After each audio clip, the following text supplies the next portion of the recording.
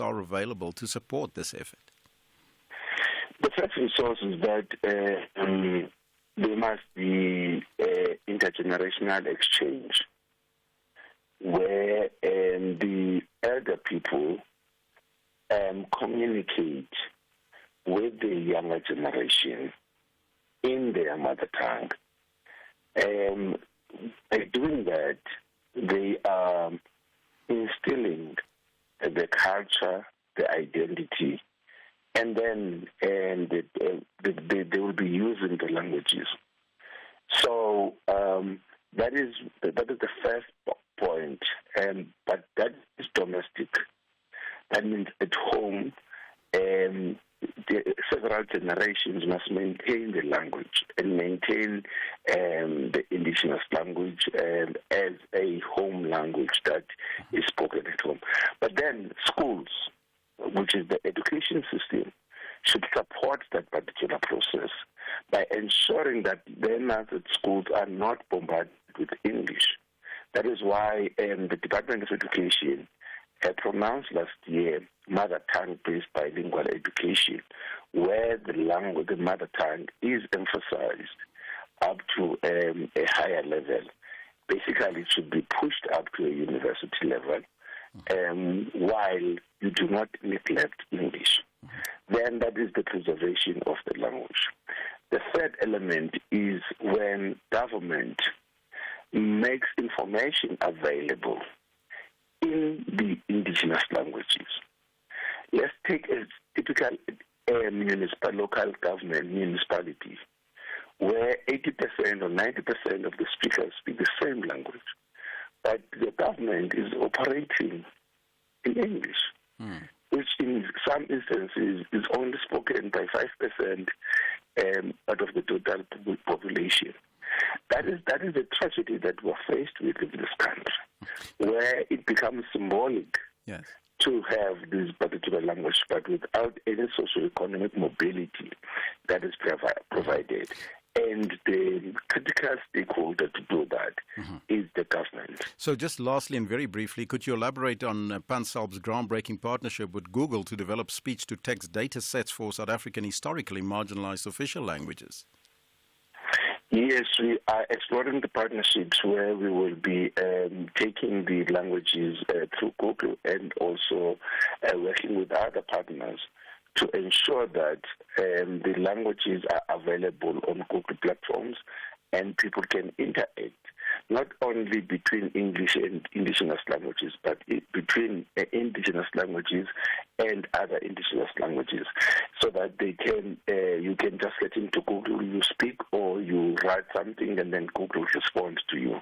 That's where we are going. And when will this happen? We are in the process of initiating that partnership, and the projects also have been already completed. The project plans are already completed. So the initiative is starting with the terminology of artificial intelligence. We will be making it available before the end of this year, probably end of November. That terminology in all indigenous languages, so that people can start to understand what is artificial intelligence is all about. Mr. Dantile, we're going to follow up with you on that one. Julius Dantile, he's the head of languages at the Pan-South African Language Board. We went over time from PanSALB. That's where we got to end it for today. Tapelo Sibanyoni is our team. Tizwanguna Manashe as well as Tracy Boomgard and Marumo Kokana. Our senior producer is Ronald Peary, technical producer Mark Prelin, executive producer Vutsila Kota. I'm Elvis Preslin. We'll see you tomorrow morning, same time, same place. Ciao for now. Arrivederci.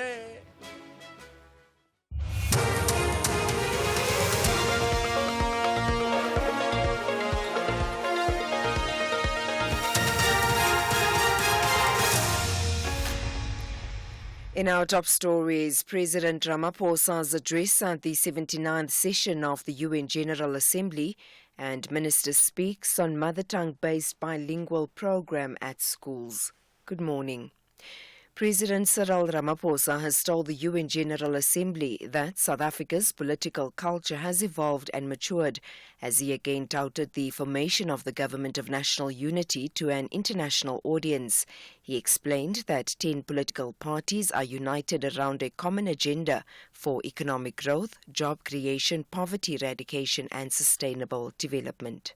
South Africa is in a new era, an era of great promise. In what some have called our second miracle, South Africans of all races have rallied behind the Government of National Unity. We are making headway in resolving some of our most pressing challenges.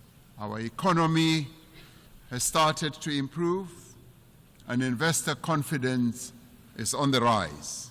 Our country's prospects look bright, and we look to the future with great hope. Basic Education Minister Thulasizwe says the solution to the poor literacy crisis among school children is to teach them in their mother tongue. A 2021 study by the Progress in International Reading Literacy found that 81% of South African grade 4 learners struggle to read for comprehension at the age of 10. Thulasizwe says there needs to be redress in the system as the Constitution guarantees the right to education in the mother tongue, yet that right has not been realized for millions of South Africans. She was speaking at the Heritage Day commemorations in Johannesburg yesterday. If children are able to learn in their mother tongue, or at least one of the languages that they learn in is their mother tongue, for several years into their education, their cognitive ability improves significantly. That is why the data shows us that speakers of English and Afrikaans fully benefit from this right of being able to speak and study in their mother tongue beyond grade 3. And so a vast majority, millions of South Africans who speak indigenous African languages are not able to access that. The bail application of music legend Silo Chikotwala's son Longwe is expected to resume at the Randburg Magistrates Court north of Johannesburg. It was postponed last week to allow his legal aid lawyer to prepare for the case. Chikotwala opened a theft case against both his sons, Selo and Longwe, at the Douglasdale police station earlier this month. However, Selo was released due to insufficient evidence. Chico is accusing his sons of stealing his studio equipment worth more than 200,000 Rand from his home in Fourways in Johannesburg while he was out of the country. The City of Johannesburg Emergency Services firefighters responded to a fire incident at a building on Boardwalk Street in Midrand, north of Johannesburg last night. The service's Xolile Kumalo says no fatalities have been reported. The call was received by EMS at 9:07. No fatalities have been reported, although a few people have been reported injured. Another earth tremor was experienced in some parts of Johannesburg at around 7:35 yesterday evening. The seismic event was felt in Johannesburg South, Roodepoort, Soweto and surrounding areas. City of Johannesburg Emergency Services spokesperson Robert Mulaudzi says no injuries have been reported.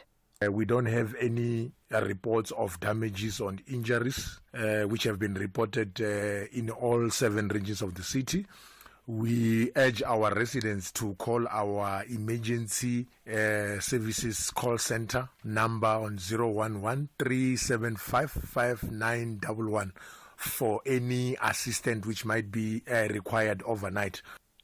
Recapping the top story, President Cyril Ramaphosa has told the UN General Assembly that South Africa's political culture has evolved and matured as he again touted the formation of the Government of National Unity to an international audience.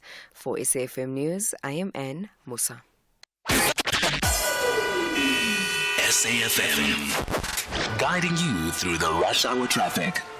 Good morning. Major truck crash at Warden. It's on the N3 northbound. Both lanes of the Joburg-bound carriageway are closed. There is some queuing pressure in that area. You can get past the scene on the side of the road, but just be aware of some slowing traffic in that area. We're also looking at trucks queuing up at the Weybridge, further up at Heidelberg on your way through to Joburg, and quite a big crash in between Modamoli and Bila. I understand it's on the N1 north, but there may be an impact at both sides at that particular crash scene. And just watch for some disruption around Davyton and Etwatwa this morning.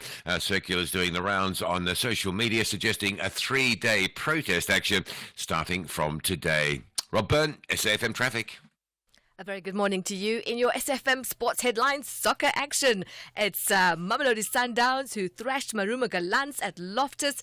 And in rugby, Springbok coach Rassie Rasmus backs Mani Libok at 10 for the Imbombela finale. Details around 6:30.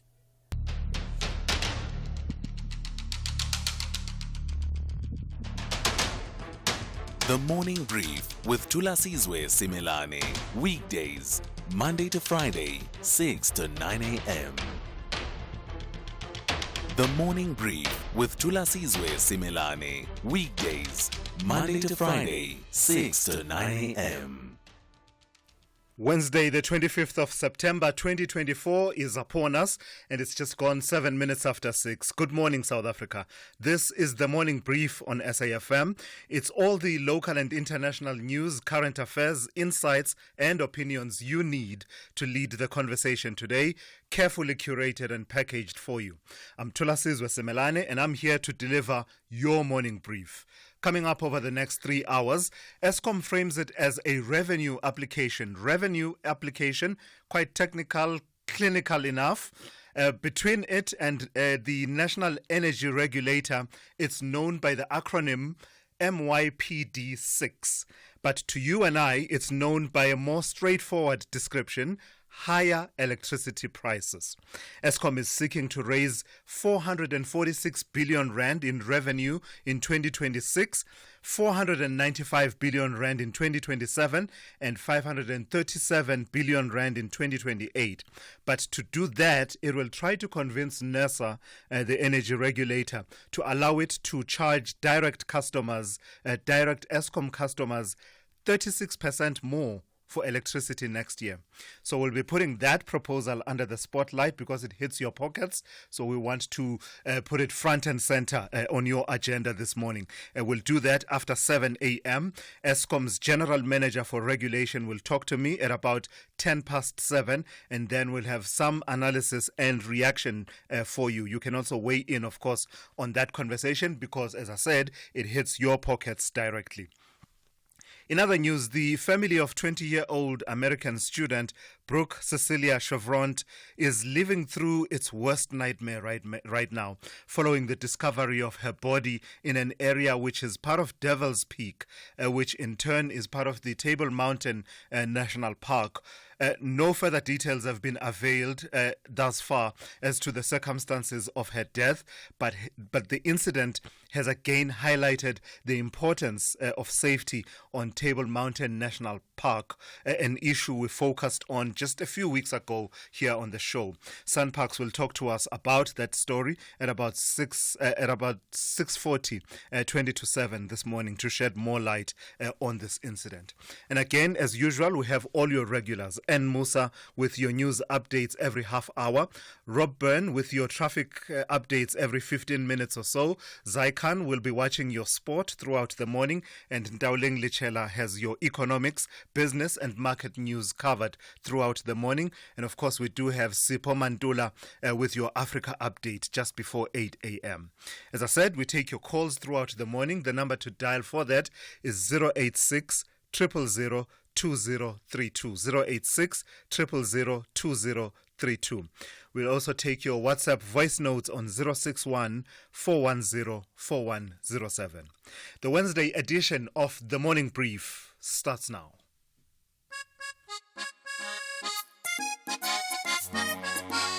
This Heritage Month, SAFM invites you to celebrate the rich tapestry of our nation's diverse cultures. From the vibrant beats of our traditional music to the flavors of our unique cuisines, every culture tells a story of strength, unity, and identity. We honor the heroes and heroines who laid down their lives for our freedom, reminding us that our shared heritage is what makes us strong. Together as one, we celebrate who we are because our culture is our identity. This Heritage Month, let's celebrate every culture, every story, and every voice.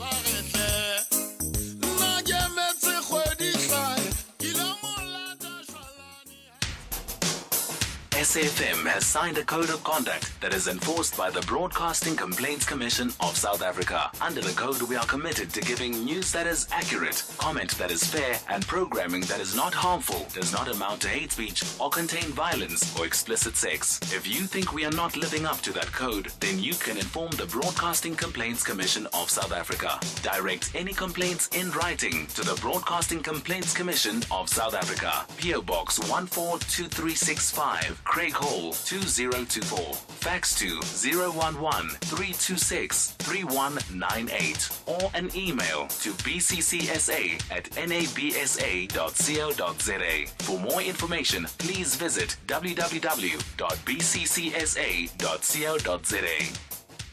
The Daily News Diary on SAFM. All right, let's check in with Anne Musa for that. Good morning to you, Anne. What do we have on the diary this morning? Good morning, Thulas. Today, stories are looking at the Minister of Basic Education, Siviwe Gwagube, expected to host a media briefing, and this to provide an update on the provincial level analysis of the impact of budget cuts in the education sector. And it follows the recent Special Council of Education's ministers' meetings that was held to discuss pressing issues, including the budget cuts, and the minister also expected to provide an update on key interventions needed to resolve the basic education sector. The remains of some liberation fighters who died in Zimbabwe and Zambia will arrive at the Waterkloof Air Force Base today, and it is part of a broader repatriation and restitution program. We also have some analysis from a cultural an analyst who has applauded the South African government for its efforts.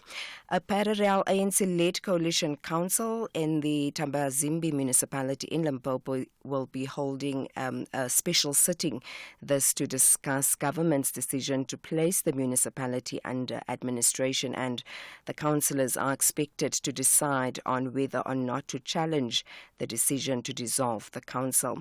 We know that many schools are battling a growing culture of bullying, and bullying is a major societal problem that has far-reaching mental health effects, and for some they carry it into their adulthood. And today the trial of a learner accused of bullying a fellow learner at Mbilwi Secondary School is expected to start at the Toyando Children's Court in Limpopo. The accused allegedly assaulted a fellow learner outside the school, and this incident was captured on video and circulated online. The victim later committed suicide by overdosing on pills, and this happened 3 years ago. And just lastly, the South African Weather Service again urging the public to keep track of weather alerts, as another possible severe pattern could persist in some parts of KwaZulu-Natal this coming weekend. And last week, Friday, hundreds of road users were trapped in the snow on the N3 toll route. So just some of the stories that we'll be looking at this morning. Yeah, thank you for that. And that story that you mentioned right at the end, the urging of the South African Weather Services for people to pay close attention to the weather, always critical. But of course, we do need the authorities as well to always be ready to respond where incidences do occur. Very true. Correct. Yeah, it takes it swings both ways, I suppose. Yes, it does. It does. All right, Anne, we'll talk to you a bit later. And Musa will have all your updates every half an hour here on The Morning Brief. Thulasizwe Simelane on SAFM. Speaking of heeding weather warnings, then, let's give you your weather for today. And we start with this warning. It says it's a yellow level 2 warning, and it says damaging winds leading to localized damage to settlements, formal and informal, as well as the risk of localized runaway fires are expected over the central and eastern parts of the Northern Cape. We have a fire danger warning, and it says extremely high fire danger conditions are expected over the western parts of both the Free State and the Northwest, the northern parts of the Northern Cape, the northeastern parts of the Western Cape, as well as parts of Limpopo Valley. The rest of your weather looks like this. Pretoria is fine, becoming partly cloudy with a minimum of 11 and a maximum of 30. Johannesburg is fine, becoming partly cloudy, 9 to 28. Mbombela is fine, becoming partly cloudy, 12 to 31. Polokwane is fine with a minimum of 11 and a maximum of 29. Mahikeng is fine and windy, becoming partly cloudy, 14 to 30. Bloemfontein is fine and windy, 8 to 27. Kimberley is fine and windy with a minimum of 10 and a maximum of 30. Cape Town is cloudy with isolated showers and rain by the afternoon. The wind is light to moderate northerly to northwesterly. It's a minimum of 13 and a maximum of 17. Gqeberha is partly cloudy with isolated evening showers and rain. The wind there is light southwesterly at first, otherwise light to moderate easterly. It's a minimum of 15 and a maximum of 23. East London is cloudy at times, otherwise partly cloudy. The wind is light to moderate southwesterly, becoming northeasterly by evening, with a minimum of 16 and a maximum of 22. Durban is fine, becoming partly cloudy from mid-morning. The wind in Durban is moderate to fresh southwesterly with a minimum of 17 and a maximum of 24. Richards Bay is fine, becoming partly cloudy from mid-morning. The wind is moderate to fresh northerly to northeasterly at first, becoming light to moderate southwesterly in the late morning, moderating to light and variable in the afternoon with a minimum of 18 and a maximum of 25. And finally, Pietermaritzburg will be fine, becoming partly cloudy from late afternoon with a minimum of 12 and a maximum of 27.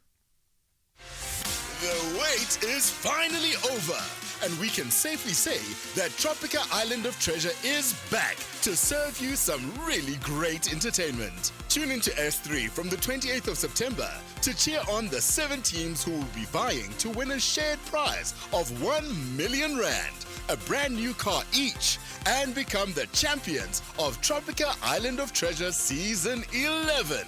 Fancy 50,000 bucks? Predict the champions of Tropica Island of Treasure, and you might be sipping that cold, refreshing Tropica all the way to the bank. Follow at MyTropica and at SABC3 for more information. Channel your inner champion with Tropica Island of Treasure. Starts Saturday the 28th of September at 6:30 p.m. only on S3. Open up. S3. Kickstart your journey to success in 2025 with the Durban University of Technology. DUT offers programs in the faculties of Accounting and Informatics, Applied Sciences, Arts and Design, Engineering and the Built Environment, Health Sciences and Management Sciences, open for applications for 2025. Applications close on 30th September 2024, but dates may vary. Visit dut.ac.za for a full list of available programs and entry requirements. Apply now through the Central Applications Office by visiting cao.ac.za. Standard Bank Group, the biggest bank in Africa by assets, in partnership with SOAS, will host the 4th Annual Climate Summit on 1 October. This summit will host insightful discussions with various industry experts in charting Africa's course to net zero. The annual summit is one of Standard Bank's sustainability initiatives dedicated to driving growth on the African continent. Tune in to the SAFM Facebook page and be part of the conversation in shaping the future of Africa's energy transition. Brought to you by Standard Bank Corporate and Investment Banking. Becoming Elizabeth is the fascinating story of the early life of England's most iconic queen. With no clear heir, the death of King Henry VIII sets into motion a dangerous scramble for power. Elizabeth's fascinating and factual journey to secure the crown is filled with scheming, betrayal, and illicit relationships that threaten to bring forth her demise. At a time in which every man or woman of the court is on the wheel of fortune, which may take them to a position of great power one moment, or the executioner's block the next. Channel your inner royalty with Becoming Elizabeth. Saturdays at 9:30 p.m. only on S3. Open up. S3. Worldview Update, bringing you closer to international or global news. At 6:20, let's tell you this story now. The annual gathering of world leaders in New York for the UN General Assembly's general debate is always characterized by intense diplomatic maneuvers to try and strike deals and move the needle on various vexing issues around the world. But even by those standards, the announcement by Iran's foreign minister that the country is ready to start fresh rounds of talks around its nuclear program is major news. The foreign minister, Sayed Abbas Araghchi, has signaled that he will be staying in New York for a few more days to hold meetings with foreign ministers of different countries after the country's president, Masoud Pezeshkian, returns to Tehran. It's a huge diplomatic overture to the West, coming in the midst of escalating tensions in the Middle East. Let's unpack it all with Naeem Jina, who is Senior Researcher Humanity at the Mapungubwe Institute for Strategic Reflection, MISTRA. Good morning to you, Naeem, and I've got to thank you for your time once again. This is huge news, is it not? Given the withdrawal of the United States a couple of years ago during the Trump administration, it seemed the so-called Iran nuclear deal was dead and buried, but it would seem Tehran is making overtures this time around. Well, after Biden came into the White House again, there were attempts to restart the talks around the JCPOA. Many attempts, and they stalled and then didn't go anywhere. So from that perspective, the Araghchi's announcement is not a huge thing, but I think that we should also remember that this is a few months before a possible second Trump presidency. And once Trump is in the White House, there's no chance that any such deal might be possible. Pezeshkian got into or won the election on the basis that he's going to try and restart these talks and try to mend relations with the West, with the U.S. in particular. So this is part of that. Whether it'll go anywhere in the United States of today is, I think, doubtful. What incentive does Iran have to start these talks, other than, of course, the clock ticking towards November the 5th, the U.S. election? But what are the other factors at play that are perhaps a pressure point for Iran to want to restart these negotiations, or perhaps an incentive for them to want to do that? Well, Iran has always, they were very upset when Trump cancelled or withdrew from the deal, and have been wanting, since Biden got into the White House, have been wanting to restore the deal. For Iran, it's a huge thing because not only did Trump withdraw from the JCPOA, the Iran nuclear deal as it's called, but he also implemented a number of new sanctions on Iran. And remember that Iran as a nation has been under sanctions since 1979 by the United States, which has had a severe impact on its economy, and that impact worsened in the Trump era. Dealing with the rest of the world from a trade perspective is very difficult. You can't transfer money, out of Iran because they are not part of the SWIFT system, etc.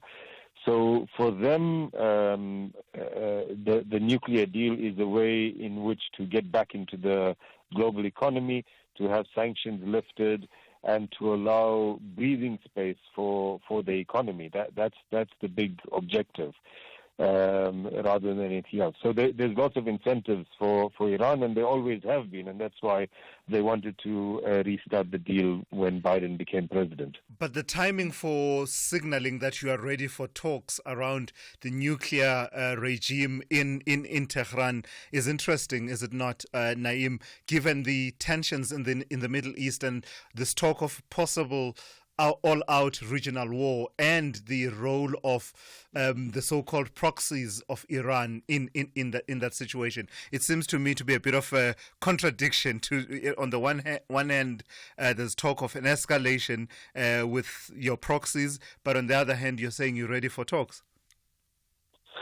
Well, it's not a contradiction. Remember that it's not Iran's allies in the region that want to escalate with Israel. It's Israel that wants to escalate. Well, not wants to escalate. It now has an almost full-blown war with Lebanon.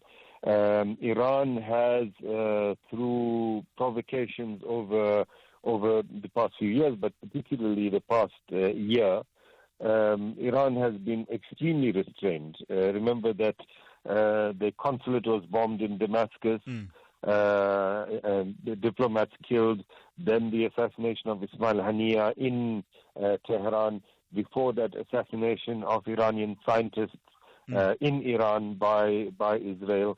All of those things, and Iran has been very restrained.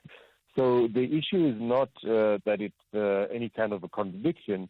The issue is that, unfortunately, it's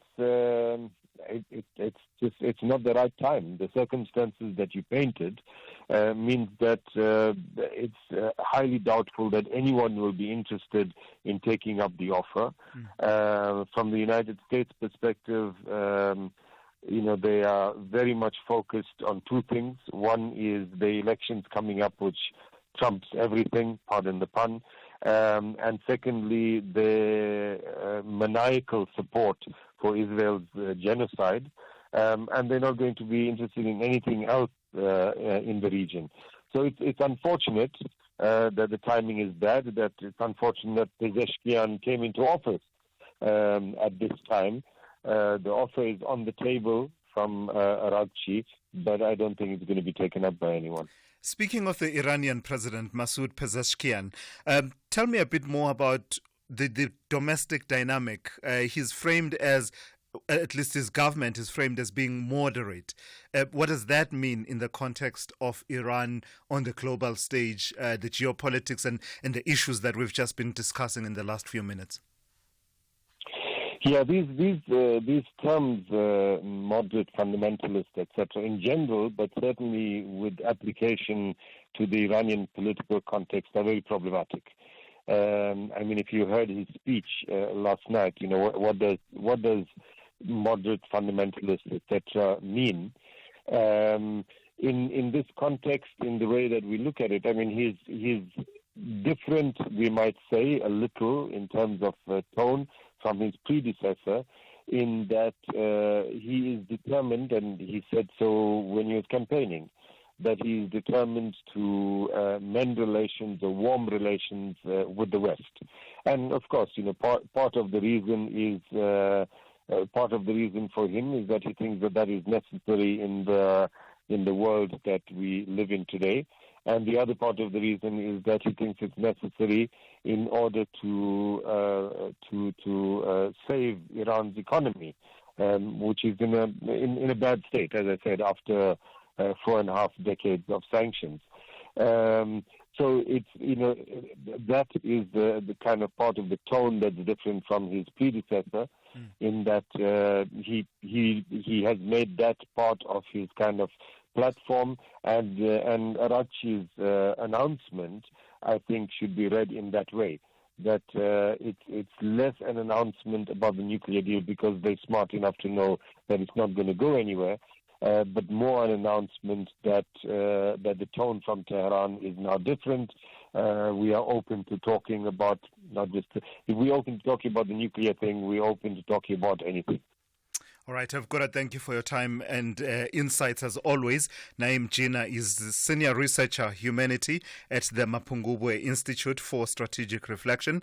We've been talking about Iran signaling that it is ready if other parties are ready to talk about its 2015 nuclear deal. That multi-party, it involved quite a number of countries to basically curb Iran's nuclear ambitions in exchange for certain incentives.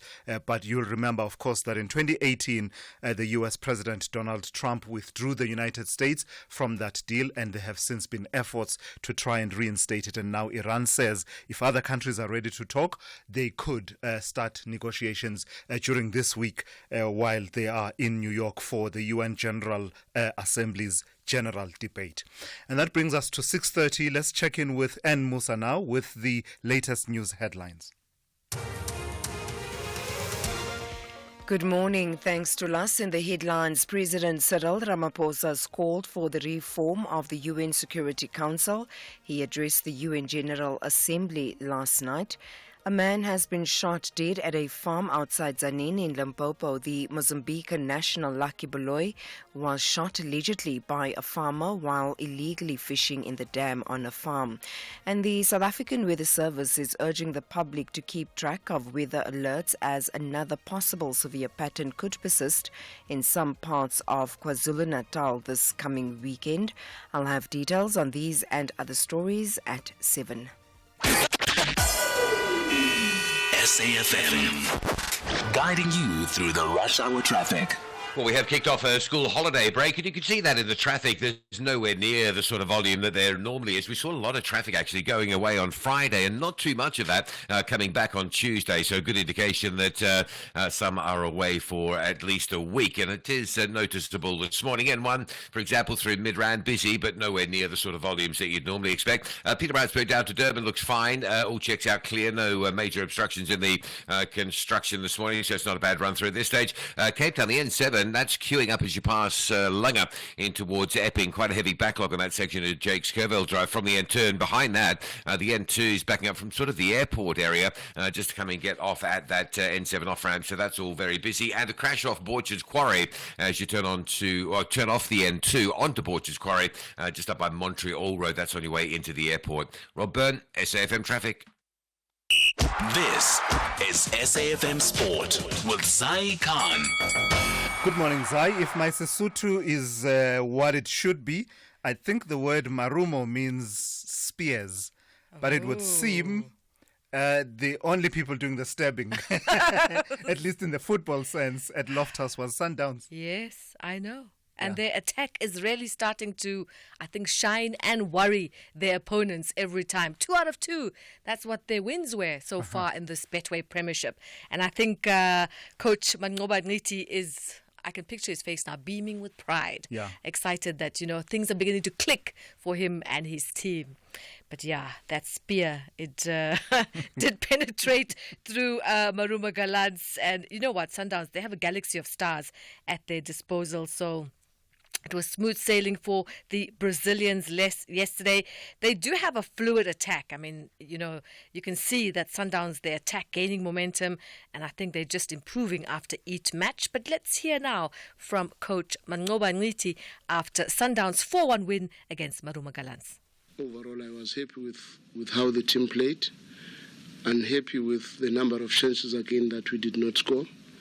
But a little bit excited that there is a big improvement in terms of the number of shots on target, because that's one area where sometimes we would create 24 chances only to find that we are even less than 5 shots on target. And now that is improving, which means our complementary sessions are also helping us in that space. More action from yesterday, and it saw Orlando Pirates. They secured a 3-0 victory over Polokwane City in their premiership match played at the iconic Orlando Stadium in Soweto yesterday. The win elevated the Buccaneers to the top of the league standings, having picked up 6 points from the first 2 matches. Coach Jose Rivera's side will now travel to KwaZulu-Natal, where they'll face Richards Bay. Rise and Shine, on the other hand, slipped down to 3rd spot in the standings after recording their first league defeat of the season. In the meantime, following a tough affair in the latest installment of the KwaZulu-Natal Derby, Royal AM and Richards Bay FC fired blanks. 0-0 was the result at Harry Gwala Stadium last night. Elsewhere, Jeremy Doku and Matthias Nunes' first half goals booked Manchester City's place in the 4th round of the Carabao Cup, despite a late scare in their 2-1 win over Watford. In the meantime, Christopher Nkunku scored a hat-trick as Chelsea eased into the 4th round, also of the Carabao Cup, thumping Barrow 5-0. And we also have Kylian Mbappe scoring his 5th consecutive match to continue his life in a Real Madrid shirt as the side survived a late comeback to beat Deportivo Alaves 3-2. Rugby now, the Springbok coach Rassie Erasmus has doubled down in his support for struggling fly half Manie Libbok, selecting him to start against Argentina And that's in the crucial final Castle Lager Rugby Championship match in Mbombela on Saturday. Lebok has been the subject of many criticizing the Bok player, and I think especially after he missed a 79th minute penalty that would have given the Boks a victory over Los Pumas in Santiago del Estero over the past weekend. But the miss meant the Boks lost by a single point and failed to wrap up the Rugby Championship a week out from the final game. Now the Boks need to win in Nelspruit to be sure of victory or lose with a bonus point, while Argentina, they need to win with a bonus point and deny the Boks to steal the championship away from them. Very dramatic. We'll have more sport at the top of the hour. For the morning brief, I'm Zai Khan. There's sponsoring a news feature. Then there's helping your clients make the news. Search Standard Bank Business and Commercial Banking to see how far they can take your business. The Business Update on SAFM. And for that, let's turn to Ndaoleng Lechela. Good morning to you, Ndaoleng. Let's start with China. They are seeking to put pedal to the metal in as far as their economy is concerned, are they? That's right. Morning, Thulas. And honestly, it is about time. Now, this comes as we wrap up the third quarter. There's been fears that China's economy might not hit the government's target of 5% this year, considering that growth has been slowing over the past few quarters, and the downbeat economic prints that we've seen in the third quarter also signaling that there could be another slowdown in growth come the end of the third quarter. As a result, the People's Bank of China has unveiled its biggest stimulus measures since the pandemic, lowering borrowing costs and injecting more liquidity into the economy, as well as easing households' mortgage repayment burden. The central bank also revealed measures targeted at boosting the property sector, a sector that's been in a crisis since 2021. Now, these measures include a 50 basis point reduction in average interest rates for existing mortgages and a lowered minimum down payment required of 15% for all types of homes. These changes aim to provide relief to homeowners and make it easier for individuals to enter the housing markets. The property crisis has weighed heavily on the economy and crippled consumer confidence, given that 70% of household savings are parked in real estate.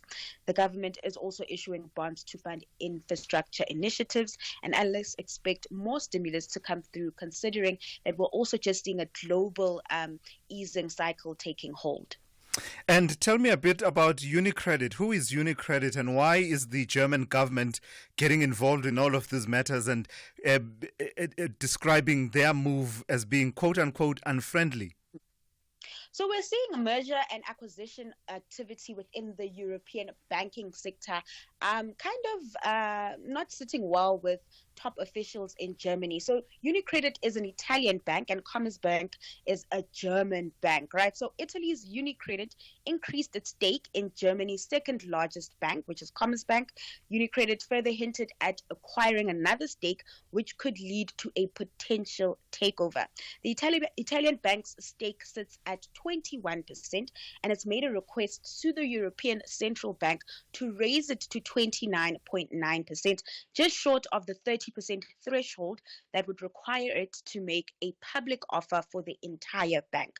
Post the move, the German government, which also has a stake in Commerzbank, expressed that it would not support a takeover, and that the bank plays a vital role in the economy, supporting small and medium-sized businesses. Unions, in the meantime, also not supporting the move, saying a merger could lead to job losses. Now, if this deal goes through and perhaps a takeover goes through, it would follow consolidation trends taking place in the European banking space. Just last year, we saw UBS take over embattled Credit Suisse following a banking crisis in that region. So something, to watch. Yeah, absolutely. So no trading yesterday in the JSE because of Heritage Day, but lots of activity in Asia and US markets as well. And yes, let's start over in Wall Street. Those markets closed higher, with US stocks being boosted by a jump in Nvidia shares as traders shrugged off a grim consumer confidence reading. The Nasdaq rather making the biggest gains there, up over 0.5%. Moving over to Asia, stocks trading mostly higher following broadly positive cues from Wall Street. Asian equities being boosted by markets in China, Hong Kong and Taiwan after China's central bank unveiled its biggest stimulus since 2020 to support the economy, especially the property sector. Back at home, as you mentioned, markets were closed yesterday as the country celebrated Heritage Day, but we saw the local bourse close in the green on Monday, with the All share up over 1%. In the currency scene, the rand still benefiting from a weaker dollar. It's still trending higher, trending stronger, sitting at 17.31 to the greenback. All right, thank you for that. Ntauleng Lechala will be back with more news for you from the economy, business and the markets. Expect that second update from Ntauleng in the second hour of the show, and that's just after 7:30 here on The Morning Brief. There's listening to the news, then there's making the news. Grow your business into the next big thing with Standard Bank Business and Commercial Banking. When you choose Standard Bank Business and Commercial Banking, you get access to our trade solutions. Accessing our trade solutions means you get a dedicated trade team. A dedicated trade team means you get market insights and access to suppliers and buyers both locally and internationally. And those suppliers and buyers amount to 20,000 pre-vetted businesses in over 40 countries. You see, there are trade solutions. Then there are trade solutions from us. Search Standard Bank Business and Commercial Banking. Standard Bank is an authorized FSP and registered credit provider. T's and C's apply. Call Thulasizwe now. 086 000 2032. All right, let's take at least one of your voice notes and hear from you now. Good morning, Thulasizwe and your team. This is Sakile Ntsubin from Wamklabuyalingan. You know, Thulas, if NASA gives Eskom the permission to increase the electricity tariffs by 30% next year, I will see that NASA doesn't care about the South African poor people. Thank you. Yeah, there's great concern among all of us. I mean, the cascading impact in terms of affordability, just general affordability. An increase of 36% is huge. So we'll be putting that issue under the spotlight in the second hour and getting the rationale. At least let's hear them out and hear how Eskom justifies this. For them, it's about revenue generation. Will the National Energy Regulator agree? And of course, that process is now open for you to comment on it. Public commentary and inputs now open. Africa Chivembe. As trees and flowers blossom, the nation gets brighter and excited for sporting action. Tune in to SABC Sport on DTT Channel 4 and SABC radio stations. Also available everywhere for everyone, always on SABC Plus and SABCSport.com. SABC Sport celebrates the nation's diverse culture and heritage. Happy Heritage Month. Proudly brought to you by SABC Sport. For the love of the game.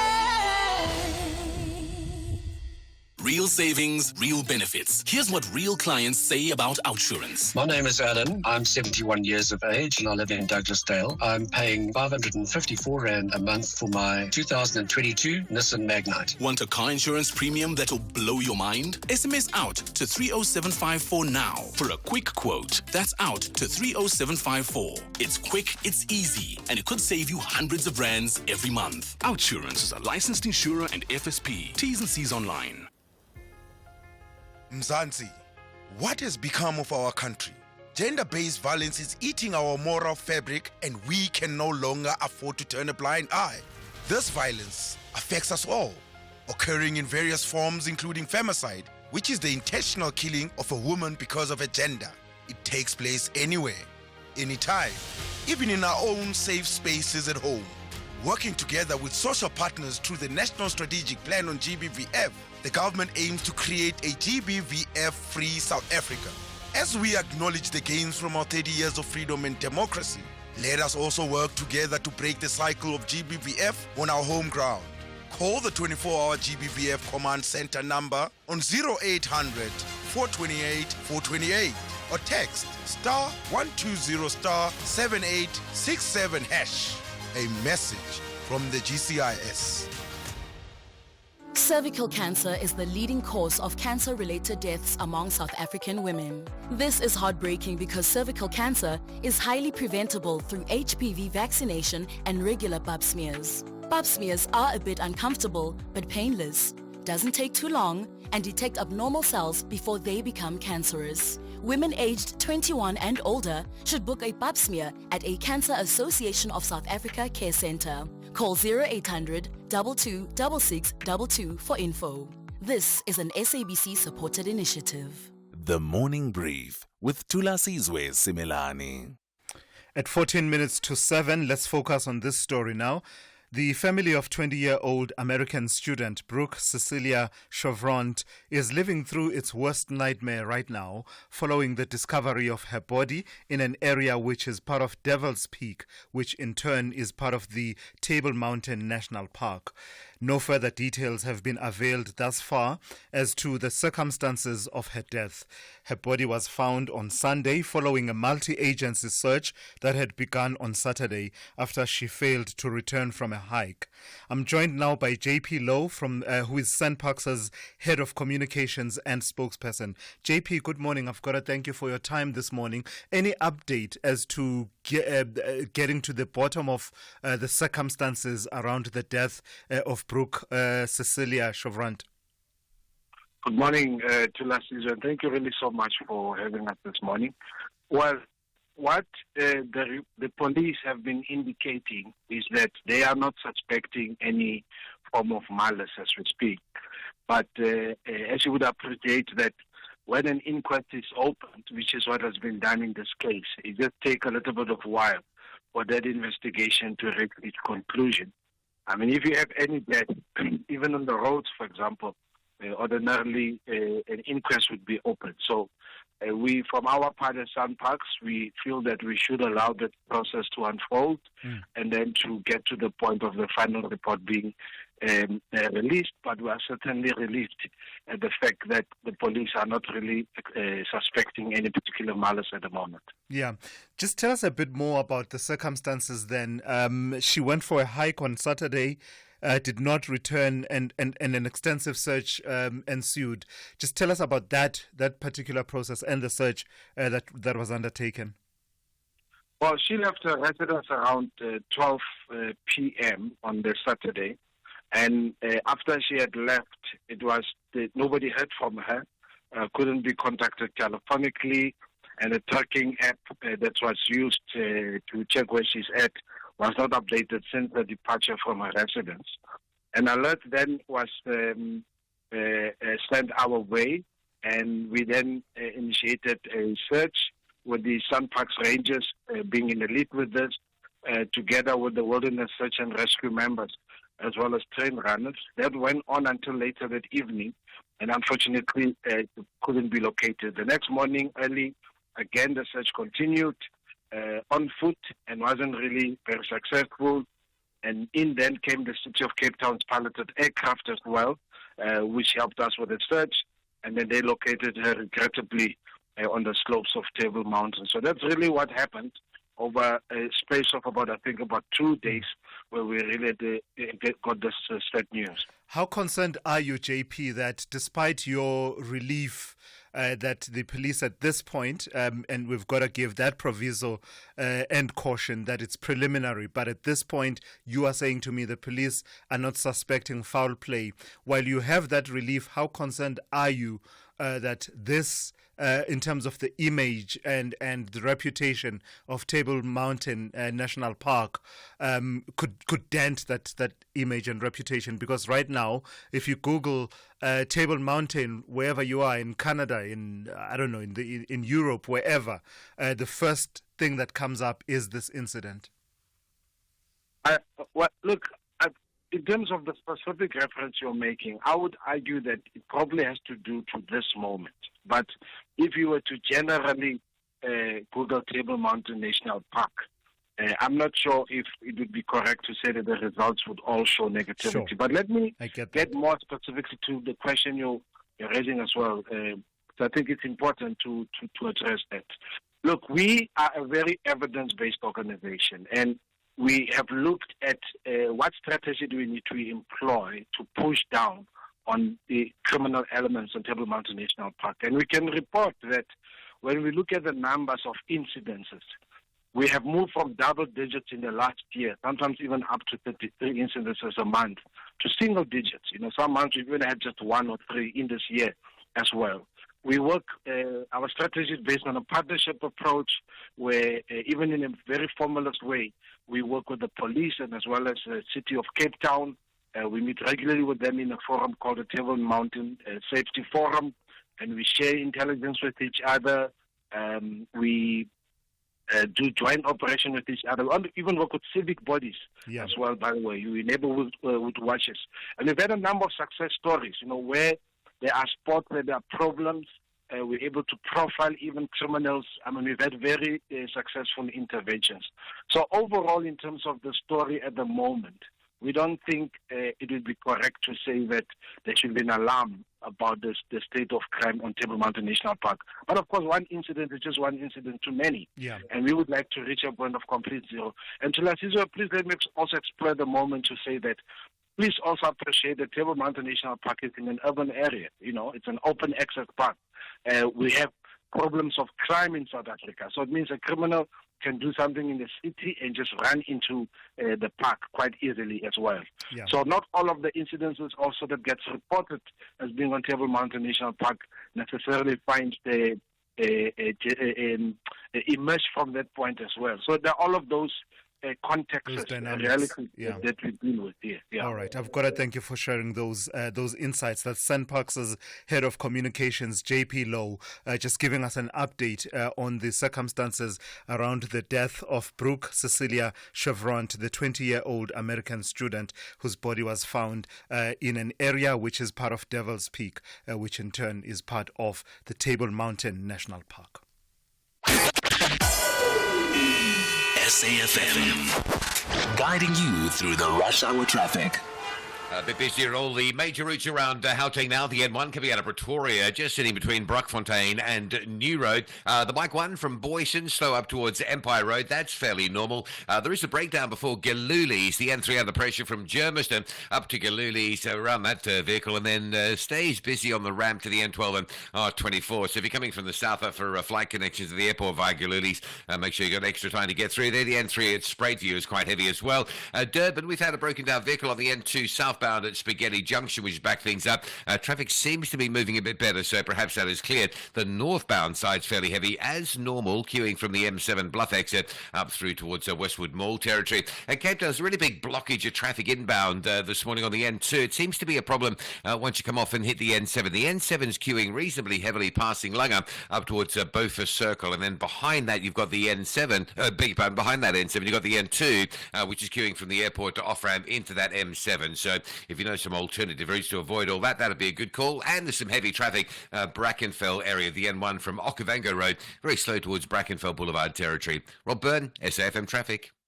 So why should I use We Buy Cars if I want to sell my vehicle? Because We Buy Cars buys cars. But will I get the right price? Of course.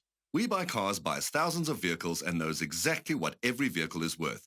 Their buyers deliver exceptional service and pay you immediately. And how do I know what they'll pay for my vehicle? It's easy. Visit webuycars.co.za or use the We Buy Cars app. Follow the simple steps and voila, you'll know your car's value in no time. We Buy Cars. Quick, easy, the best. Hey, Ntwana, if I could, I'd fly to Dubai. Here we go again. First class, Exeni. Ngithi shwe. Get myself a V12 Beast and a mansion with Instagram-worthy views. You don't even have Instagram.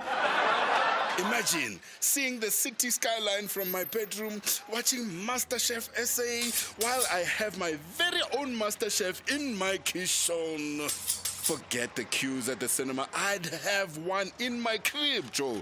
I'm talking 7.1 surround sound and a 120-inch 8K TV whilst I'm sipping on some grapes.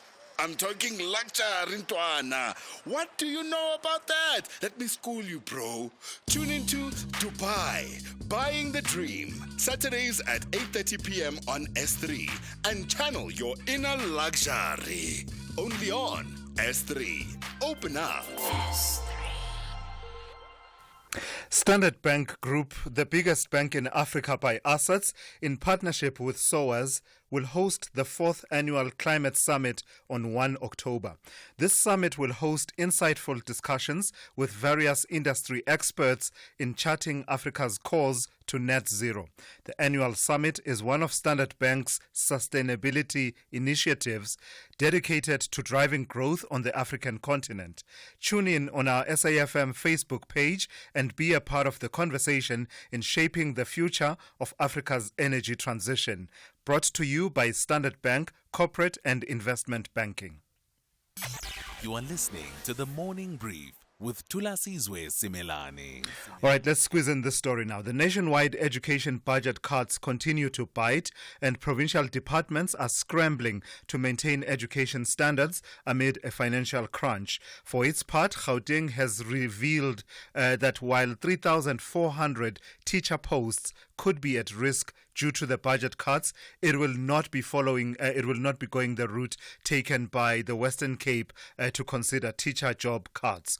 The Provincial Education MEC, Matume Chilwane, says their decision is informed by the fact that Gauteng's is an ever-expanding education system, and failure to retain teachers could see unacceptable learner-teacher ratios of up to one teacher per 100 pupils. Let's bring into this conversation now the Democratic Alliance's Gauteng Shadow MEC for Education, Isa Dos Santos. Good morning to you, Isa, and I've got to thank you for your time. So Gauteng says it doesn't want to go the route of not recruiting teachers and not retaining the teachers that are in the system, including contract teachers, but you are not happy with how they plan to mitigate the impact of the budget cuts. Why is that? Good morning. Thanks for having me on. So the Department of Education's decided to cut budgets for school transport and feeding schemes, primarily to try and save approximately 3,400 teaching jobs due to the 4.5 billion rand budget shortfall. The problem with that is that when we're looking at, and of course it's important to protect teachers, and we understand the concerns of learner-teacher ratios, which 1 to 100 is in some schools actually very close to that already as we stand. There's a school in Lenasia called Apex Primary School that has, in one classroom, we saw almost 90 children in a class. There's other schools with almost 60 children in a class. So 1 to 100 is actually not that far off. And the way that the MEC and the GDE speak, it seems like the teacher-learner ratio is significantly less compared to what we currently at, which is not true.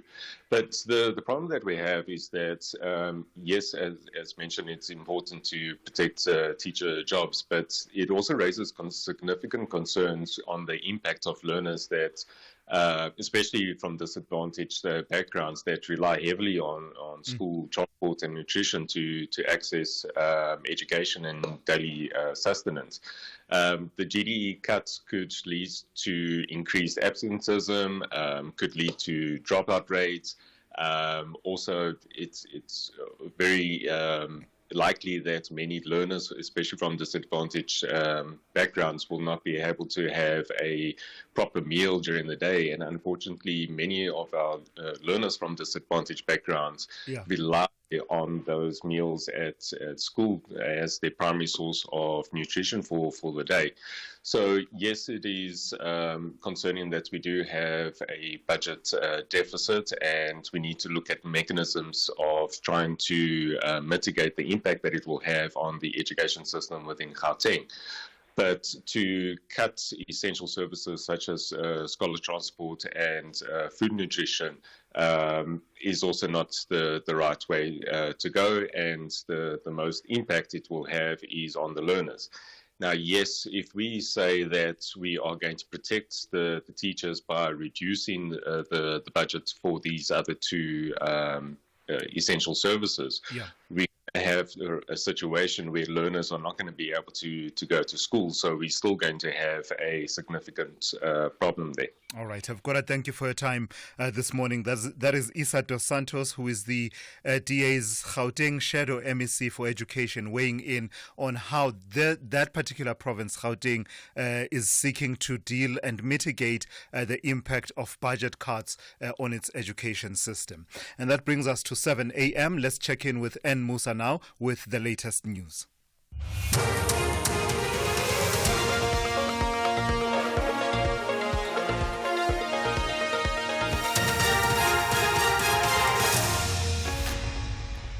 In our top stories, President Ramaphosa calls for reform of the UN Security Council and the public urge to keep track of weather alerts. Good morning. President Cyril Ramaphosa has called for the reform of the UN Security Council. Ramaphosa addressed the UN General Assembly last night. He highlighted the plight of the people of Gaza and efforts by South Africa to assist the Palestinian people through the country's case at the International Court of Justice in The Hague. Ramaphosa says the UN Security Council has failed to ensure peace and security.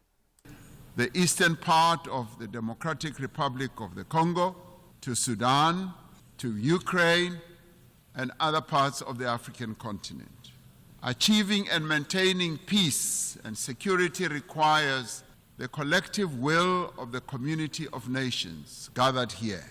It requires that the UN Security Council should be a more representative body and inclusive. The Security Council has not fulfilled its mandate to maintain international peace and security.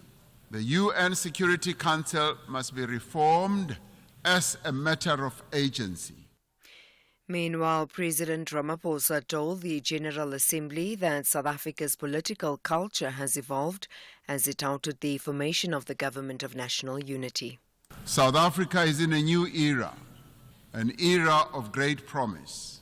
In what some have called our second miracle, South Africans of all races have rallied behind the Government of National Unity.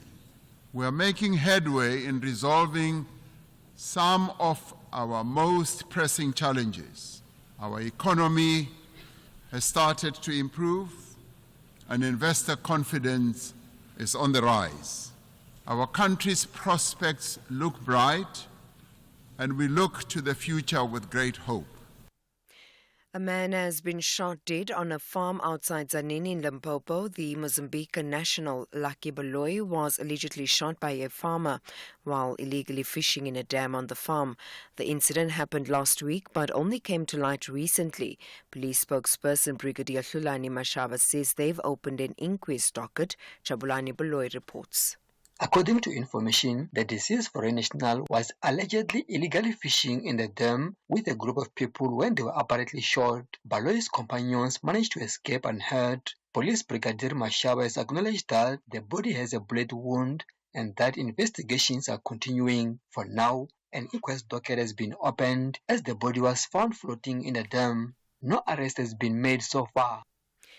The Eastern Cape Department of Correctional Services has confirmed the death of a prisoner, Christo De Jager. De Jager, a former VWSA fleet administrator, was sentenced to direct imprisonment for defrauding the company of 12 million rand by the Commercial Crimes Court earlier this year. He was sentenced on 1 count of corruption and 594 counts of fraud for crimes committed between November 2014 and March of 2021. Correctional Services spokesperson Singabako Ngumalo says the inmate was treated internally and transferred to an outside public hospital where he unfortunately passed away. The South African Weather Service is urging the public to keep track of weather alerts as another possible severe pattern could persist in some parts of KwaZulu-Natal this coming weekend. Last week, Friday, hundreds of road users were trapped in the snow on the N3 toll route along Van Riemen's Pass between KwaZulu-Natal and the Free State. The heavy snowfall led to road closures, including the part of the N3. Although all routes have since been opened to traffic, the province is still experiencing cold conditions. Weather forecaster Thulasizwe Simelane elaborates. 6 days. There is a development, however, it's too far ahead to say whether there will be snow or not. That's Sunday into Monday. And if there is anything that is concerning or that will lead to any impact, that will be communicated as soon as possible. But at the moment, no snowfall expected, except for the thunderstorms that are expected today over the major parts of the province. And finally, the Kingdom of Eswatini's main opposition, People's United Democratic Movement President Mlungisi Makhanya, has reportedly been hospitalized after an alleged poisoning incident. Makhanya was rushed to hospital in Pretoria in a critical condition. Budemo's national spokesperson Brian Sangweni elaborates. Investigations are still ongoing. We have actually launched our own internal investigation to ascertain any malice or this incident that the president has suffered. This incident came at a time when the president was organizing a protest march that shall take place in October in Eswatini. Recapping the top story, President Cyril Ramaphosa's call for the reform of the UN Security Council. He addressed the UN General Assembly last night. For SAFM News, I am Anne Musa. SAFM, guiding you through the rush hour traffic. Pretty slow around Galuli's interchange this morning. There is a stationary truck on the N12 and R24 routes after they've merged before you get into Galuli. So coming in from Boksburg, Benoni, or from the airport, that's quite heavy. And the N3 is under quite a lot of pressure this Wednesday with queues already from Ilan's interchange all the way up to that link to the N12 to go through Galuli's out towards the airport in Boksburg. The Mike 1, heavy traffic through Crown, Boyson's up to Parktown. Behind that, the M2 is looking quite heavy. And the M2 going eastbound through central Joburg down towards Joe Slovo, looking very slow as well. Looks like it's happening. Something has happened there. The N1 fairly thick now between Brockfontein interchange and the new road exit. Durban's breakdown on the N2 south before Spaghetti Junction has been cleared. And Cape Town, there's a crash on the M5 northbound at the N2 highway. So very heavy traffic coming from the Ottery Kenilworth side as you come up the M5 in towards that scene. It's just before you get to the N2 highway split. Rob Byrne, SAFM Traffic. A very good morning to you. In your SFM sports headlines, it's rugby. All eyes on Mbombela as Rassie Rasmus makes a bold call on Mani Libok for the Rugby Championship decider. And we also have action. Mamelodi Sundowns making it 2 wins out of 2 in the Betway Premiership. Details around 7:30.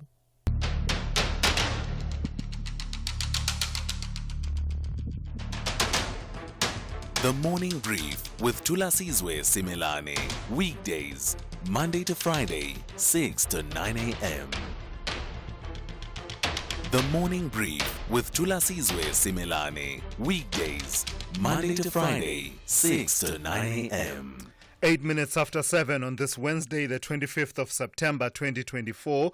Good morning, South Africa. This is the Morning Brief on SAFM. It's all the local and international news, current affairs, insights and opinions you need to lead the conversation today, carefully curated and packaged for you. I'm Thulasizwe Simelane, here to deliver your Morning Brief. Coming up in this hour, more rand out of your pocket, but fewer watts of electricity for your household. That will be the case if the energy regulator, NERSA, grants Eskom its request to increase tariffs that it charges its direct customers by 36% in the 2025 to 2026 financial year. But what's the rationale? Eskom will talk to us shortly, as well as we get reaction and analysis that's coming up within this half hour. As the country marks Heritage Month, its liberation struggle history under the spotlight, the mortal remains of the late former ANC Secretary General and the first black advocate in the country, Duma Nokwe, are to be repatriated from Zambia today, and government is planning a homecoming ceremony at the Air Force Base Waterkloof a bit later on today. In this hour, we'll speak to the ANC as well as Duma Nokwe's family about the significance of the repatriation and his contribution contribution to South Africa's history. We have all of your regulars, but also we are taking your calls, and the number to dial for that is 086 000 2032. We're also taking your WhatsApp voice notes, and the number for that is 061 410 4107. The second hour of the morning brief starts now. Win your share of 50,000 Rand when you play Winning at Live with One Life. Don't forget to enter on our website, safm.co.za. Stay tuned to the morning brief on SAFM. Keep your phone on loud and we might be the one to change your life. One Life is a licensed life insurer and FSP. T's and C's online. One Life, changing lives. Thulasizwe Simelane on SAFM. To this now, expect to part with more rand in exchange for lesser watts of electricity over the next 3 years if the energy regulator, NERSA, grants Eskom its request to increase tariffs it charges its direct customers by 36% in the 2025 to 2026 financial year, 12% the year after, and 9% in the subsequent year, ending in March 2028. The National Energy Regulator of South Africa has published what is known as Eskom's Multi-Year Price Determination Number 6, MYPD 6, also known to you and I as electricity price hikes. It's aimed at shoring up Eskom's revenue needs, allowing it to collect 446 billion rand in revenue in 2026. I'm joined now by Eskom's General Manager for Regulation, Hasha Thulasizwe. Good morning to you, Hasha, and I've got to thank you for your time. Just give us the basics. What is the answer? What is Eskom's best answer to the question, why do you want to increase my electricity by 36%? Yeah, no, thanks very much for having us. Yes, no, we do understand that this is a spike, but we have to keep in mind that if the consumer does not pay for the efficient cost of electricity, then the taxpayer needs to pay. And that is the conundrum we find ourselves, for many years, and we continue to do so. So you are absolutely right. This is an application that we will make to NERSA, and then NERSA will make the final decision because Eskom can only implement what NERSA decides. It does not decide on its own as to what the price increase or price adjustment would be. So is it fair to understand it as your approach to it is a revenue approach more than it is an affordability approach? What you're facing is, this is the kind of revenue we need to continue to be sustainable and to do what we need to do, and therefore we will do what needs to be done. No, actually there is a combination. In our application, we have never made a full application in terms of the NERSA methodology, in the sense that what is called the return on assets, we are still migrating towards the level of where we can basically be able to borrow money. So when we borrow money, at the moment, the cost for that is approximately over 10%. But in our first year of that application, we are applying for a return of assets of 4%. So we are making not a complete application. If we did that, it would be even further higher. So we are sort of migrating towards that level, and that has been our contribution. However, you are correct in the sense that we have to be able to provide a service. In the past, we have found if we do not have the financial capability of maintaining the power stations, building lines, etc., the consumer does suffer as far as the reliability and availability of electricity is concerned. So it is many difficult choices that need to be made. This increase, though, at the point at which it hits consumers, is completely out of kilter with anything we know around the increase of prices of goods and services. There's not even a consideration for inflation and trying to be within that range of inflation. How will you explain that in basic terms to an ordinary person who says, I understand that the costs of goods and services goes up, but usually you expect it to hover around or even to aim and target to be around inflation. In this case, you're throwing away the inflation handbook. Yes. And remember, the inflation is related to household goods. And the drivers for Eskom's price increase, or any electricity price increase, is not related to that basket of goods. We have, for example, we are driven by the exchange rate, which is very, very keeps changing all the time. We have to look at internationally regulated prices. For example, the diesel price from the previous year to this year that we are applying for has an increase of 20%. Now, we have absolutely no control over those kinds of input changes. And then, we're dependent on the commodity prices. We're dependent on internally regulated prices, for example, the price of water. There are additional taxes and levies that are being imposed.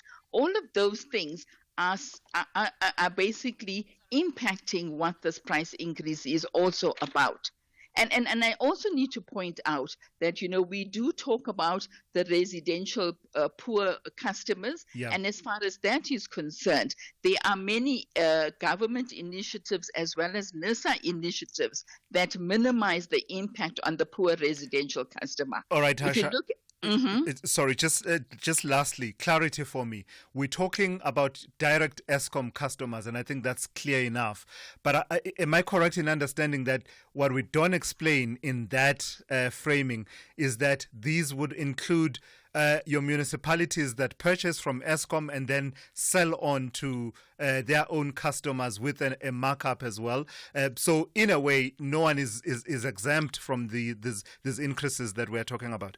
Yes, that is correct, because we do provide most of the municipalities, and it will be at a similar price. Yes. All right, I've got to thank you for that. That is Eskom's General Manager for Regulation, Hasha Tlotlalemaje, telling us about the application that they are making before NERSA for a tariff hike, which is related to their revenue generation needs. Listening to that is the energy expert and former senior executive at both Johannesburg City Power and Eskom, Vali Padayache. Good morning to you, Vali. I've got to thank you for your time. You heard the rationale from Eskom's side. You have the background and knowledge and insights. Does Eskom really have any other alternatives here to raise the kind of revenue that it needs to remain sustainable? Good morning, Tulas, to you and your listeners, and I'm glad to be back on your show.